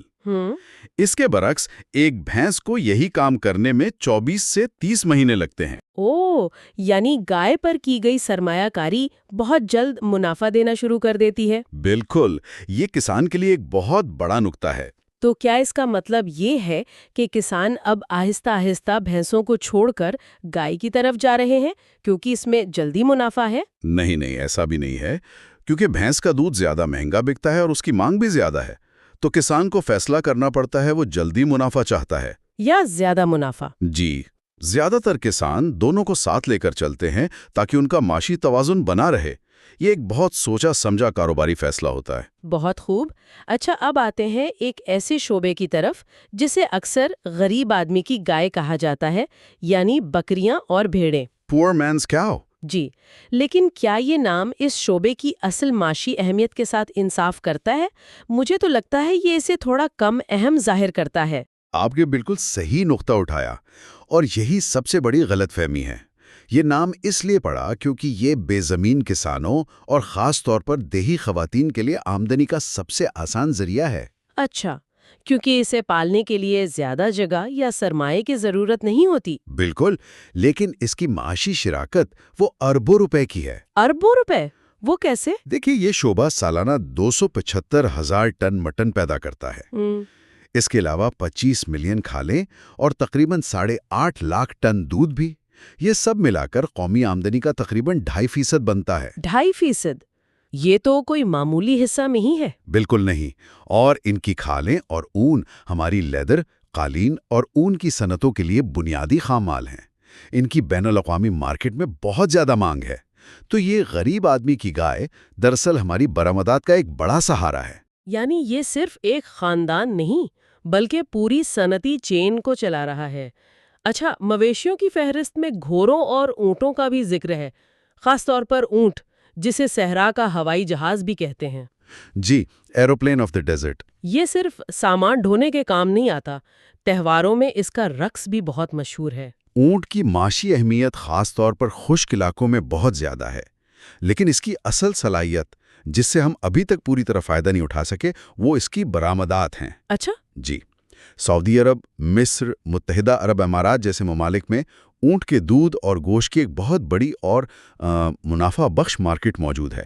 اگر اس شعبے پر توجہ دی جائے تو یہ پاکستان کے لیے زر مبادلہ کمانے کا ایک بڑا ذریعہ بن سکتا ہے۔ تو ہم نے دیکھا کہ روایتی مویشی کس طرح ہماری معیشت کی بنیاد ہے، لیکن اب ایک ایسے شعبے کی طرف آتے ہیں جس کی کہانی ایک جدید انقلاب کی کہانی ہے، یعنی پولٹری۔ جی، جب ہم پولٹری کی بات کرتے ہیں تو ذہن میں کسان اور گاؤں آتے ہیں، لیکن مجھے جو سب سے حیران کن بات پتہ چلی وہ یہ کہ پاکستان میں کمرشل پولٹری کی شروعات ایک ایئر لائن نے کی تھی، پاکستان انٹرنیشنل ایئر لائنز نے۔ جی، PIA۔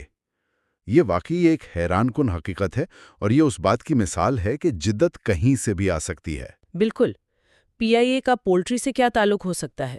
1962 میں PIA نے کینیڈا کی ایک کمپنی کے ساتھ مل کر کمرشل پولٹری کا آغاز کیا۔ اس وقت PIA ایک بہت جدید ادارہ تھا اور وہ ملک میں نئی صنعتوں کو فروغ دینا چاہتا تھا۔ تو انہوں نے سوچا کہ ایئر لائن کیٹرنگ کے لیے سستے گوشت کی ضرورت ہے؟ جی، کیٹرنگ کے لیے بھی اور عام مارکیٹ کے لیے بھی، اور پولٹری اس کا بہترین حل تھا۔ تو یہ ایک طرح کی ٹاپ ڈاؤن انوویشن تھی، یہ کسی کسان کی طرف سے نہیں آئی بلکہ ایک کارپوریٹ ادارے کی طرف سے شروع کی گئی۔ بالکل، اور PIA کے اس قدم نے حکومت کو بھی متوجہ کیا۔ 70 کی دہائی میں حکومت نے اس شعبے کو ٹیکس میں چھوٹ اور دوسری مراعات دی، جس کے بعد اس شعبے نے سالانہ 20 سے 30% کی ناقابل یقین رفتار سے ترقی کی۔ 20 سے 30%؟ جی، آج یہ شعبہ تقریباً 15 لاکھ لوگوں کو براہ راست روزگار فراہم کرتا ہے، اور اس کی مصنوعات یعنی مرغی کا گوشت اور انڈے جانوروں سے ملنے والی پروٹین کا سب سے سستا ذریعہ ہیں۔ اور یہ ترقی رکی نہیں ہے۔ اعداد و شمار بتاتے ہیں کہ صرف سن 2000 سے 2010 کے درمیان پرندوں کی تعداد میں 127% اور گوشت کی پیداوار میں 126% اضافہ ہوا۔ جی ہاں، یہ اس صنعت کے خاموش انقلاب کی رفتار کو ظاہر کرتا ہے۔ لیکن اگر یہ اتنی تیزی سے ترقی کر رہا ہے تو پھر وہ کون سی چیزیں ہیں جو اسے مزید آگے بڑھنے سے روک رہی ہیں؟ دیکھیں، اس تیز رفتار ترقی کے باوجود اس صنعت کو کچھ بہت عملی اور سنگین مسائل کا سامنا ہے۔ سب سے بڑا روزمرہ کا مسئلہ تو بجلی کی کمی ہے۔ Load shedding. جی، شدید گرمی میں گھنٹوں کی لوڈ شیڈنگ سے ہزاروں پرندے مر جاتے ہیں، جس سے پولٹری فارمز کو ناقابل تلافی نقصان ہوتا ہے۔ دوسرا بڑا مسئلہ امن و امان کی صورتحال ہے، جو نئے سرمایہ کاروں کو روکتی ہے۔ اور چھوٹے کسانوں کا کیا؟ کیا ان کے لیے کوئی مسائل ہیں؟ ہاں، اور یہ ایک بہت اہم نقطہ ہے۔ چھوٹے کسانوں کے پاس جدید بیماریوں سے بچاؤ، بہتر خوراک، فارم مینجمنٹ، ان سب کے بارے میں تربیت اور معلومات کی شدید کمی ہے۔ صحیح۔ اور اس کے علاوہ پولٹری کی قیمتوں میں بہت زیادہ اتار چڑھاؤ آتا ہے۔ کبھی قیمت اتنی گر جاتی ہے کہ کسان کی لاگت بھی پوری نہیں ہوتی۔ ہم نے زمین پر جانوروں کی بات کی، لیکن پاکستان کی اصل دولت کا ایک بڑا حصہ تو اس کی ساحلی پٹی میں چھپا ہے۔ 1100 کلومیٹر سے زیادہ کا ساحل، یہ اپنے آپ میں ایک پوری معیشت ہے۔ جی، یہ ایک ایسا شعبہ ہے جس میں بے پناہ صلاحیت موجود ہے۔ صرف ایک مثال دیتا ہوں، 2014-15 کے مالی سال میں تقریباً 35.5 ارب روپے کی مچھلی اور اس سے بنی مصنوعات برآمد کی گئیں۔ 35.5 ارب؟ جی، یہاں یہ سمجھنا ضروری ہے کہ ماہی گیری کی دو بالکل مختلف دنیایں ہیں۔ دو دنیایں؟ وہ کیا ہیں؟ ایک ہے سمندری ماہی گیری یعنی مرین فشنگ، یہ ہماری کل پیداوار کا 2/3 ہے۔ یہ دنیا کراچی اور گوادر کی بندرگاہوں سے چلتی ہے اور اس کا زیادہ تر مال عالمی منڈی کے لیے ہوتا ہے۔ خاص طور پر جھینگے؟ بالکل، جھینگے جن کی جاپان، امریکہ اور یورپ میں بہت مانگ ہے۔ دوسری دنیا ہے اندرونی ماہی گیری یعنی انلینڈ فشنگ کی۔ یہ دریاؤں، جھیلوں اور ڈیموں میں ہوتی ہے اور اس کی مچھلی زیادہ تر ہمارے مقامی بازاروں میں آتی ہے۔ اور اسی شعبے سے جڑی ایک اور چیز، ایکوا کلچر یا فش فارمنگ، وہ بھی تیزی سے مقبول ہو رہی ہے۔ میں نے پڑھا کہ سن 2000 میں اس کی پیداوار صرف 10 سے 15 ہزار ٹن تھی، لیکن صرف 7 سال میں یہ 1 لاکھ ٹن سے بھی تجاوز کر گئی۔ یہ تو حیران کن ترقی ہے۔ ترقی واقعی حیران کن ہے اور اس میں مزید بہتری کی گنجائش بھی ہے۔ لیکن اس شعبے کو کچھ بہت بڑے خطرات کا سامنا ہے جو اس کی بنیادوں کو کھوکھلا کر رہے ہیں۔ سب سے بڑا خطرہ کیا ہے؟ آلودگی؟ آلودگی ایک بہت بڑا اور نظر آنے والا خطرہ ہے۔ صنعتی فضلہ، شہروں کا گندا پانی جب دریاؤں اور سمندر میں جاتا ہے تو وہ مچھلیوں کی افزائش گاہوں کو تباہ کر دیتا ہے۔ لیکن ایک اور خطرہ ہے جو شاید ہمیں نظر نہیں آتا۔ وہ کیا؟ وہ ہے حد سے زیادہ مچھلی کا شکار، جسے اوور فشنگ کہتے ہیں۔ غیر ملکی اور مقامی بڑے ٹرالر ایسے جال استعمال کرتے ہیں جو چھوٹی بڑی ہر قسم کی مچھلی کو پکڑ لیتے ہیں۔ اس سے مچھلیوں کی نسلیں ہی ختم ہو رہی ہیں۔ اور میں نے مینگرووز کے جنگلات کی کٹائی کے بارے میں بھی سنا ہے۔ اس کا ماہی گیری سے کیا تعلق ہے؟ یہ ایک انتہائی اہم نکتہ ہے۔ مینگرووز کے جنگلات جو ہمارے ساحلوں پر ہیں وہ جھینگوں اور بہت سی دوسری مچھلیوں کے لیے نرسری کا کام کرتے ہیں۔ اچھا۔ مچھلیاں وہاں انڈے دیتی ہیں اور ان کے بچے وہیں پرورش پاتے ہیں۔ جب ہم ان جنگلات کو کاٹتے ہیں تو ہم دراصل اپنی سب سے قیمتی برآمدی شے یعنی جھینگے کی فیکٹری کو تباہ کر رہے ہوتے ہیں۔ تو جب ہم ان تینوں شعبوں لائیو سٹاک، پولٹری اور ماہی گیری کا جائزہ لیتے ہیں تو کچھ مشترکہ مسائل نظر آتے ہیں۔ ایک طرف چراگاہیں ختم ہو رہی ہیں، کسان آج بھی پرانے طریقے استعمال کر رہے ہیں۔ دوسری طرف شہری منڈیوں تک مصنوعات پہنچانے کے لیے بنیادی ڈھانچے کی کمی ہے۔ آپ نے بالکل صحیح خلاصہ کیا، اور حکومت کو ان چیلنجز کا اندازہ ہے۔ ان کے جواب میں ایک ترقیاتی حکمت عملی بھی موجود ہے۔ اس کا مرکزی خیال یہ ہے کہ ان شعبوں کو صرف گھریلو ضرورت کے طور پر نہیں بلکہ ایک ماڈرن کاروبار کے طور پر چلایا جائے۔ تو اس کے لیے کیا اقدامات تجویز کیے گئے ہیں؟ اس کے لیے نجی شعبے کو سرمایہ کاری کے لیے راغب کرنا، بہتر نسل کشی کے لیے جدید ٹیکنالوجی کا استعمال اور کسانوں اور ماہی گیروں کو نئی تکنیکوں کی تربیت فراہم کرنا شامل ہے۔ یہ حکمت عملی کاغذ پر تو بہت اچھی لگتی ہے، لیکن کیا واقعی اس پر عمل درآمد ہو رہا ہے؟ کیا چھوٹے کسانوں تک اس کا کوئی فائدہ پہنچ رہا ہے؟ مشکل سوال ہے۔ دیکھیں، پالیسی کی سطح پر سمت درست ہے، لیکن عمل درآمد کی رفتار بہت سست ہے۔ چھوٹے کسانوں تک جدید ٹیکنالوجی اور مالی مدد پہنچانے میں ابھی بھی بہت سی رکاوٹیں ہیں۔ یعنی بڑی کمپنیاں تو فائدہ اٹھا رہی ہیں؟ جی، لیکن وہ چھوٹا کسان جو اس پوری معیشت کی بنیاد ہے وہ اکثر پیچھے رہ جاتا ہے۔ اس خلا کو پر کرنا ہی سب سے بڑا چیلنج ہے۔ آج کی گفتگو کا اگر خلاصہ کیا جائے تو چند باتیں بہت واضح ہو کر سامنے آئی ہیں۔ ہم نے بھینسوں اور بکریوں کی اس غیر معمولی معاشی طاقت کو دیکھا جسے اکثر نظر انداز کر دیا جاتا ہے۔ ہم نے پولٹری انڈسٹری کی ایک کارپوریٹ ادارے کے ہاتھوں شروع ہونے کی دلچسپ کہانی سنی۔ جی، PII۔ اور ہم نے ماہی گیری کے شعبے میں موجود وسیع امکانات کو دیکھا جو آلودگی اور اوور فشنگ جیسے سنگین خطرات سے دوچار ہے۔ اور نہیں ہے، یہ لاکھوں لوگوں کے روزگار کی کہانی ہے۔ یہ ملک کی غذائی حفاظت کا سوال ہے، اور یہ اس دیہی معیشت کی بنیاد ہے جس پر ہمارا ملک آج بھی کھڑا ہے۔ اور اسی نقطے پر ہم آج کی گفتگو کا اختتام سامعین کے لیے ایک سوچ طلب سوال پر کرنا چاہیں گے۔ جی، ان تمام شعبوں کو جدید اور تجارتی بنانے کی کوشش میں ان چھوٹے کسانوں اور روایتی ماہی گیروں کا مستقبل کیسا ہوگا جو اس معاشیت کی ریڑھ کی ہڈی ہیں؟ کیا ترقی کی یہ لہر انہیں اپنے ساتھ لے کر چلے گی یا انہیں پیچھے چھوڑ دے گی؟ ہم سب نے یہ بات سنی ہے کہ پاکستان کی معیشت کی ریڑھ کی ہڈی زراعت ہے، لیکن کبھی سوچا ہے کہ اگر یہ ریڑھ کی ہڈی ہر سال تھوڑی تھوڑی چٹک رہی ہو تو کیا ہوگا؟ ہمارے سامنے جو ذرائع ہیں ان میں ایک چونکا دینے والا آنکڑا ہے۔ پاکستان میں ہر سال تقریباً 1 لاکھ ایکڑ زرخیز زمین سیم اور تھور کی وجہ سے ناقابل کاشت ہو جاتی ہے۔ مطلب ہر چند سال بعد اسلام آباد جتنا بڑا شہر ہماری زرعی زمین سے غائب ہو رہا ہے۔ آج ہم اسی گتھی کو سلجھانے کی کوشش کر رہے ہیں کہ وہ شعبہ جو ملک کی آدھی آبادی کو روزگار دیتا ہے وہ خود اتنے گہرے بحران کا شکار کیوں ہے؟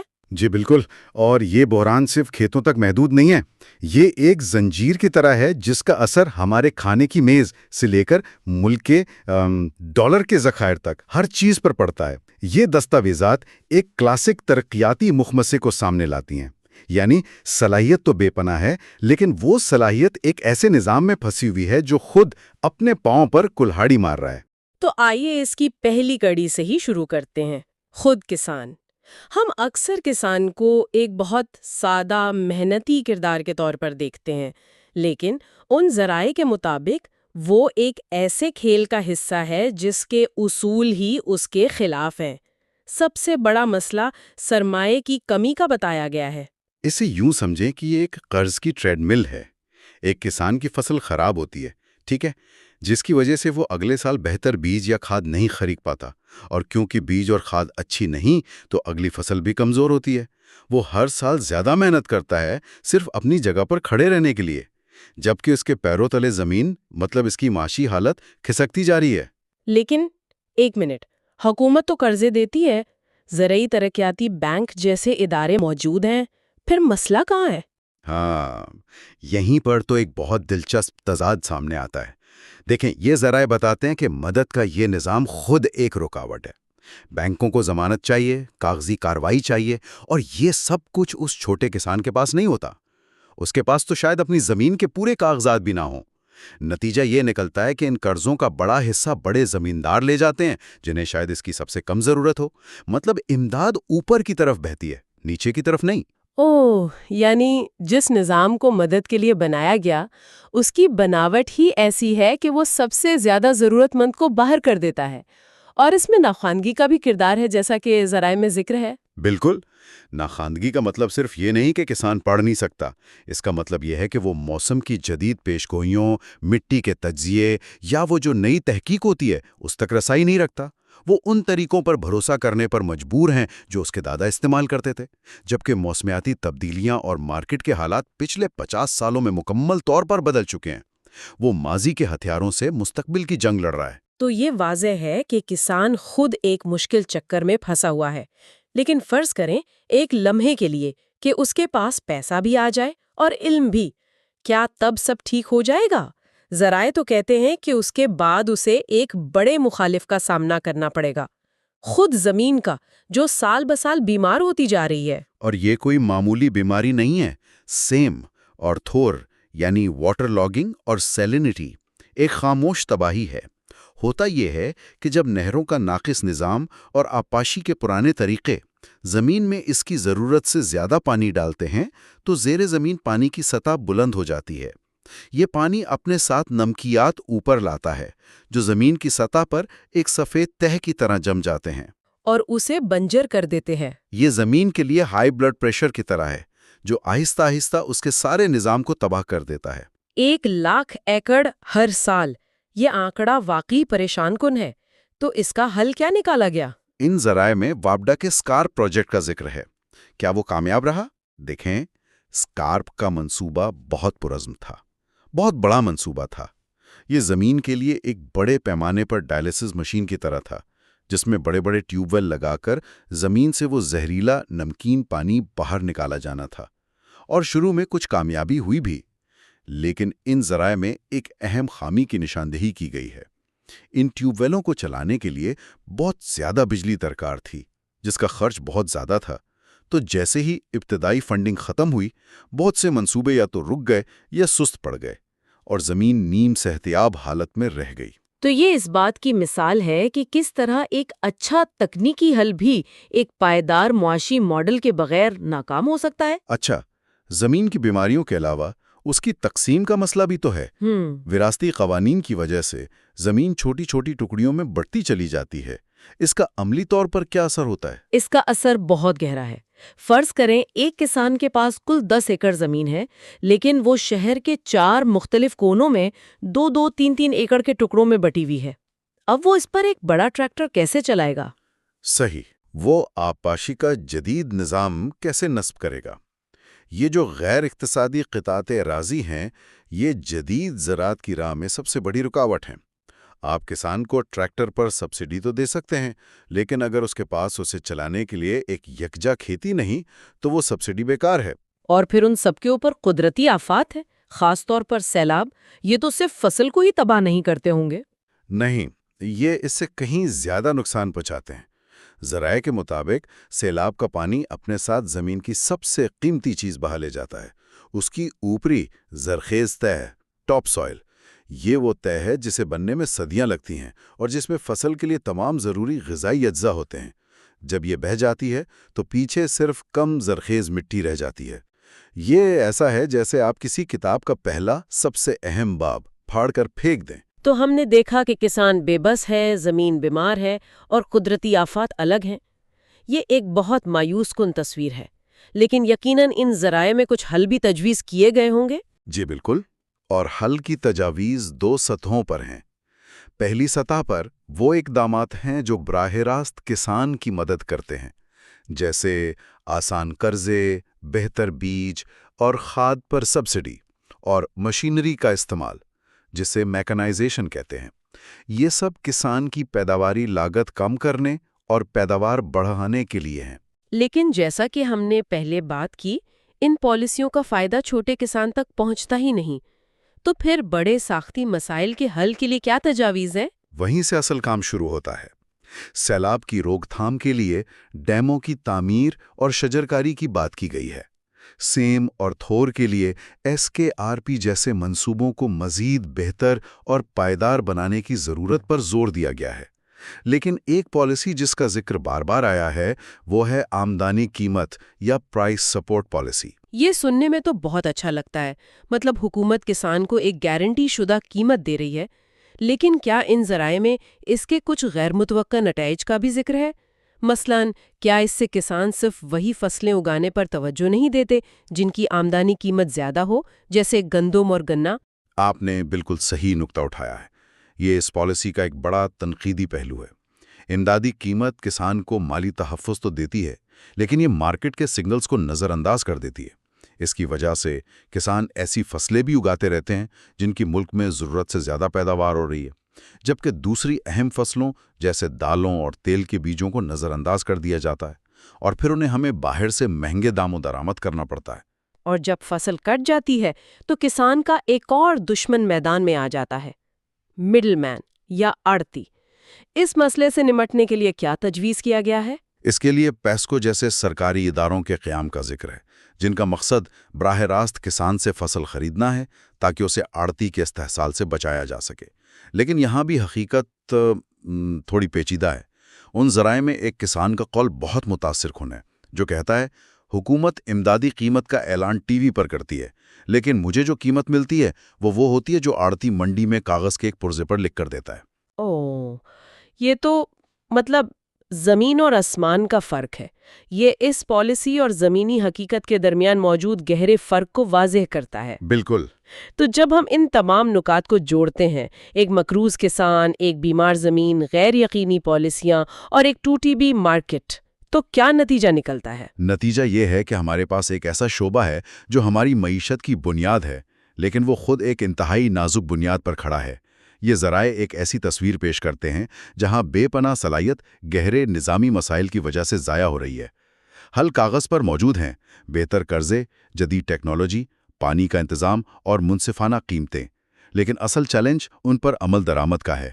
یہ کیا کرنا ہے جاننے کا کلاسک معاملہ ہے، لیکن کیسے کرنا ہے کہ گتھی اب بھی الجھی ہوئی ہے۔ یہ واقعی ایک پیچیدہ جال ہے۔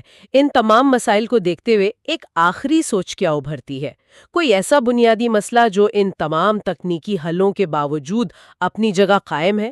ان تمام ذرائع کا بغور مطالعہ کرنے کے بعد ایک سوال بار بار ذہن میں آتا ہے۔ ہم نے قرضوں، بیجوں، پانی اور مارکیٹ کی بات کی، لیکن ہم نے اس چیز کی بات نہیں کی جس پر یہ سب کچھ کھڑا ہے: زمین کی ملکیت۔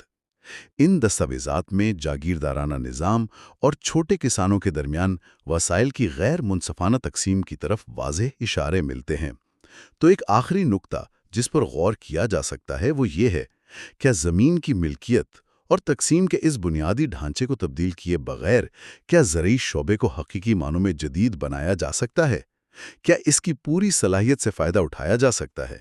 یہ وہ سوال ہے جو شاید تمام بحثوں کے مرکز میں ہونا چاہیے۔ آج ہم پاکستان کے ان خزانوں کی بات کرنے والے ہیں جو زمین کے اوپر نہیں بلکہ نیچے چھپے ہوئے ہیں۔ ہمارے سامنے کچھ جغرافیائی نوٹس ہیں اور ہمارا مقصد یہ دیکھنا ہے کہ پاکستان کی معدنی دولت کی جو تصویر ان میں پیش کی گئی ہے اس کی حقیقت کیا ہے۔ ہم اکثر سنتے ہیں کہ ملک وسائل سے مالا مال ہے، لیکن سوال یہ ہے کہ یہ وسائل ہیں کیا، کہاں ہے اور ان کا ہماری زندگی پر کیا اثر پڑتا ہے۔ اور دیکھیں، یہ صرف ایک فہرست نہیں ہوگی، ہم یہ سمجھنے کی کوشش کریں گے کہ ان اعداد و شمار اور ناموں کے پیچھے کی کہانی کیا ہے۔ مثال کے طور پر ہمارے ذرائع بتاتے ہیں کہ دنیا کی قدیم ترین نمک کی کانوں میں سے ایک پاکستان میں ہے، جی، اور ملک کے تقریباً تمام کوئلے کے ذخائر صرف ایک ہی جگہ پر ہیں۔ یہ حقائق دلچسپ تو ہیں، لیکن اصل سوال یہ ہے کہ تو کیا بالکل، ان خزانوں کا ہونا ایک بات ہے اور انہیں اپنی ترقی کے لیے استعمال کرنا وہ بالکل دوسری بات ہے۔ صحیح، تو آج کی گفتگو اسی فرق کو سمجھنے کے بارے میں ہے۔ جی، تو آئیے پاکستان کی اس زیر زمین معیشت کے سفر کا آغاز کرتے ہیں۔ پہلے ہم بنیادوں کی بات کریں گے، وہ دھاتیں اور پتھر جن سے ہمارے شہر اور صنعتیں بنتی ہیں۔ اور پھر ہم اس انجن کی بات کریں گے جو ان سب کو چلاتا ہے، یعنی توانائی کے وسائل۔ ٹھیک ہے، تو سب سے پہلے بات کرتے ہیں دھاتی معدنیات کی۔ ہمارے نوٹس میں سب سے پہلے باکسائٹ کا ذکر ہے، جو ایلومینیم کی کچھ دھات ہے۔ جی، یہ بتایا گیا ہے کہ اس کے ذخائر آزاد کشمیر، سالٹ رینج اور بلوچستان میں موجود ہیں۔ اعداد و شمار بھی بڑے دلچسپ ہے۔ کل ذخائر کا تخمینہ تقریباً 74 ملین ٹن ہے، لیکن سالانہ پیداوار صرف 22,000 میٹرک ٹن کے قریب ہے۔ اور یہیں پر گفتگو دلچسپ ہو جاتی ہے۔ 74 ملین ٹن کا ذخیرہ اور صرف 22,000 ٹن کی سالانہ پیداوار، یہ تو ایک بہت ہی بڑا فرق ہے۔ بہت بڑا۔ یہ ہمیں سیدھا اس سوال پر لے آتا ہے کہ ایسا کیوں ہے؟ ایلومینیم، آپ دیکھیں، ہوائی جہاز سے لے کر ہمارے کچن کے برتنوں تک ہر جگہ استعمال ہوتا ہے۔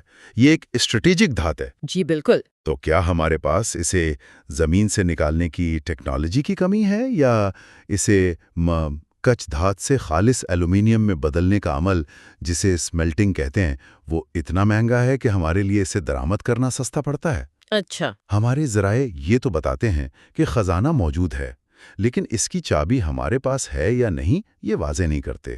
یہ ایک بہت اہم نکتہ ہے، یعنی صرف ذخائر کا ہونا کامیابی کی ضمانت نہیں۔ اچھا، اب ان دھاتوں سے ہٹ کر ان چیزوں کی طرف آتے ہیں جنہیں ہم روزمرہ زندگی میں دیکھتے ہیں، یعنی غیر دھاتی معدنیات۔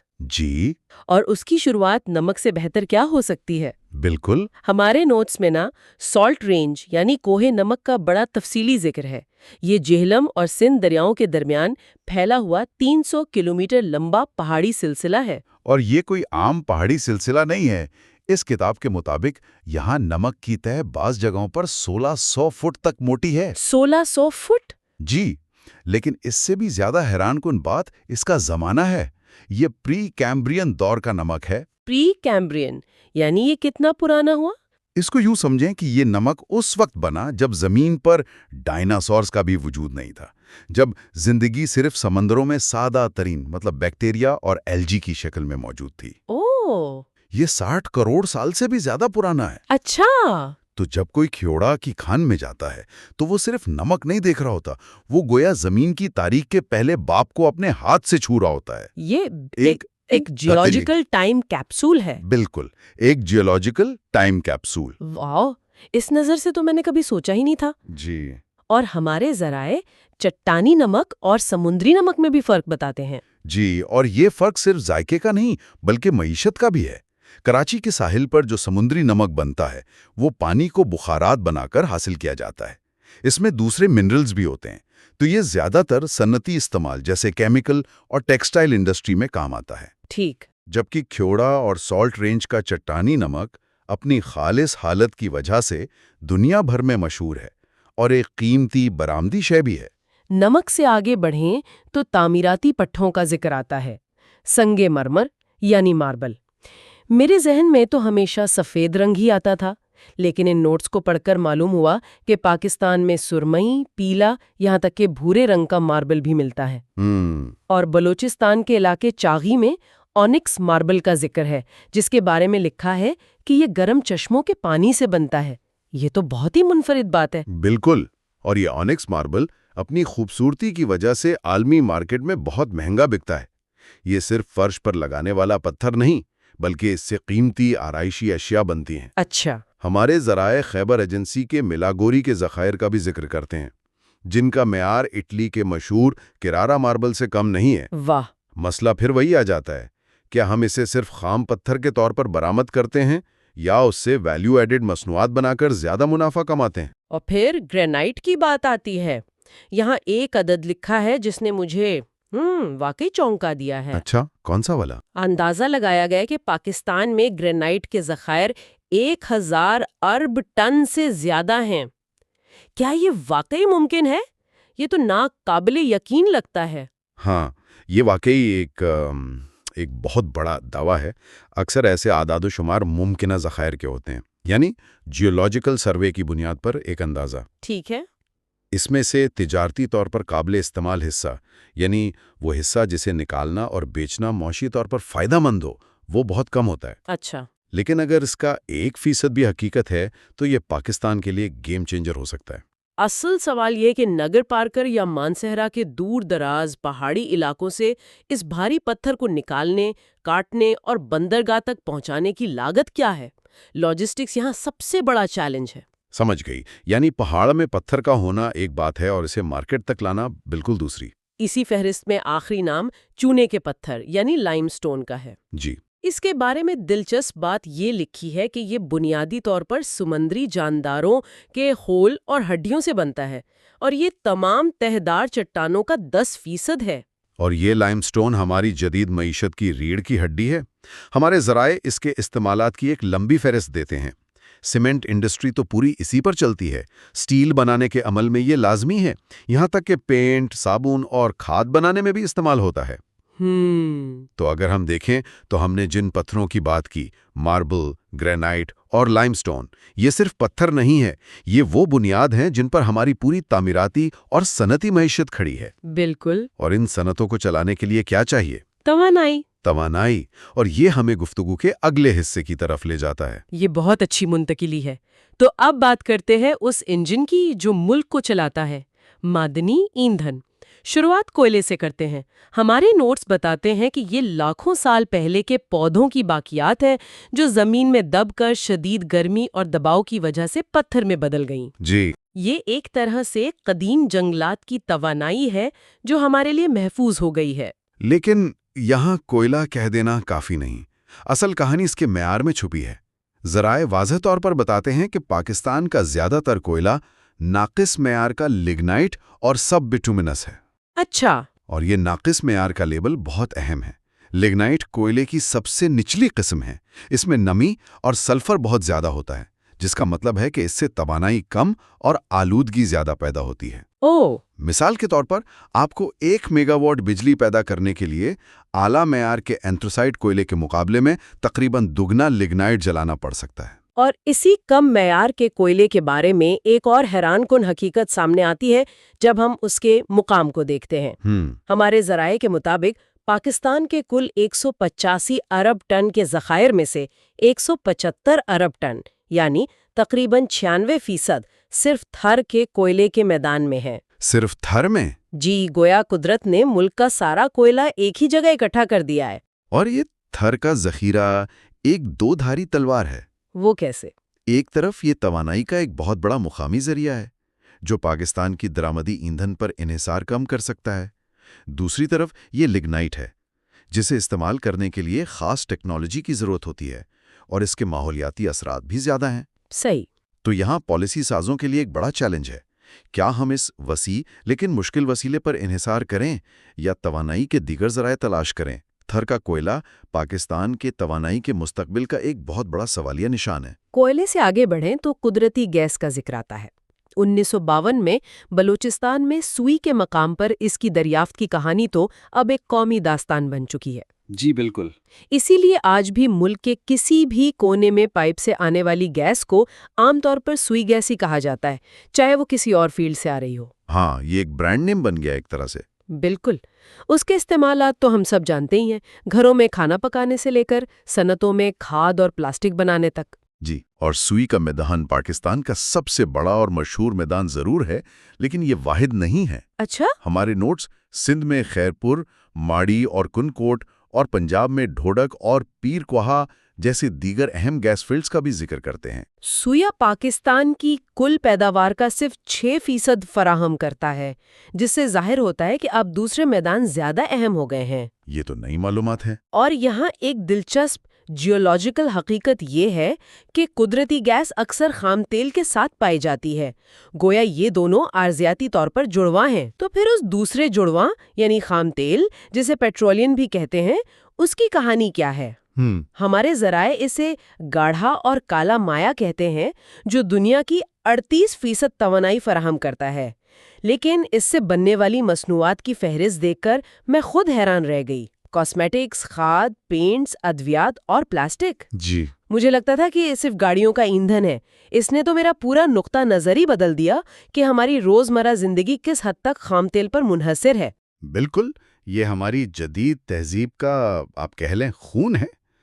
मकामी तनाजुर में ये किताब सता मुर्तफ़ा पोठोहार को पाकिस्तान में तेल की पैदावार का कदीम इलाका करार देती है, जो एक दिलचस्प तारीखी पहलू है। यानी आज़ादी से भी पहले से? जी, यहाँ आज़ादी से भी पहले तेल निकाला जा रहा था, लेकिन असल तब्दीली 1975 में oil and gas development corporation limited यानी OGDCL के क़याम के बाद आई। अच्छा। ये एक सोची समझी कौमी हिकमत अमली थी कि तेल और गैस की तलाश को मुनज़्ज़म और तेज़ किया जाए। इससे ज़ाहिर होता है कि रियासत ने इन वसाइल की अहमियत को तस्लीम करते हुए उन्हें तरक्की देने के लिए एक इदारा कायम किया। तो इस सारी गुफ्तगू को समेटते हैं। आज हमने जो मवाद देखा, उससे ये वाज़ेह है कि पाकिस्तान वाकई मादनी वसाइल से माला माल है। इसमें तो कोई शक नहीं। हमारे पास करोड़ों साल पुराने नमक के पहाड़ हैं, संगे मरमर और ग्रेनाइट के वसी ज़खायर हैं, कोयले का एक बहुत बड़ा ज़ख़ीरा एक ही जगह मरकूज़ है, और साथ ही अहम तेल और गैस के मैदान भी मौजूद हैं। लेकिन मरकज़ी ख़याल सिर्फ वसाइल की मौजूदगी का नहीं है। आज की गुफ्तगू से जो बात बार बार सामने आई है, वो ये है कि हर वसीले के साथ एक चैलेंज जुड़ा हुआ है। बिल्कुल। बॉक्साइट है तो उसे प्रोसेस करने की सलाहियत का सवाल है, ग्रेनाइट है तो उसे निकालने और पहुंचाने की लॉजिस्टिक्स का मसला है, कोयला है तो उसके मेयार और माहौलियाती असरात की फिक्र है। तो असल चैलेंज सिर्फ उन खजानों का मालिक होना नहीं, बल्कि कौमी तरक्की के लिए उनको पायदार, मौसर और दानिशमंदाना तरीके से इस्तेमाल करने की सलाहियत पैदा करना है। बिल्कुल सही कहा। ये सिर्फ जियोलॉजी का नहीं, बल्कि मईशत, टेक्नोलॉजी और हिकमत अमली का भी इम्तिहान है। और इसी के साथ आज के ज़राए हमें एक आखिरी सोच पर छोड़ जाते हैं। जी? वो ये बताते हैं कि ज़मीन के नीचे क्या मौजूद है, लेकिन ये सुनने वालों के लिए गौर करने के लिए एक सवाल छोड़ जाता है। एक ऐसी दुनिया में जो तेज़ी से काबिल तजदीद तवानाई की तरफ बढ़ रही है और माहौलियाती तब्दीली एक हकीकत है, थर जैसे वसी पैमाने पर जीवाश्मी ईंधन के ज़खायर रखने वाले मुल्क को अपने तवानाई के मुस्तकबिल का तयन कैसे करना चाहिए? ये एक बहुत अहम सवाल है। कुदरती वसाइल के इस्तेमाल और शमसी और हवा जैसी नई टेक्नोलॉजीज़ में सरमायाकारी के दरमियान सही तवाज़ुन क्या है? ये वो सवाल है जिसका जवाब आने वाले सालों में पाकिस्तान के मुस्तकबिल का तयन करेगा।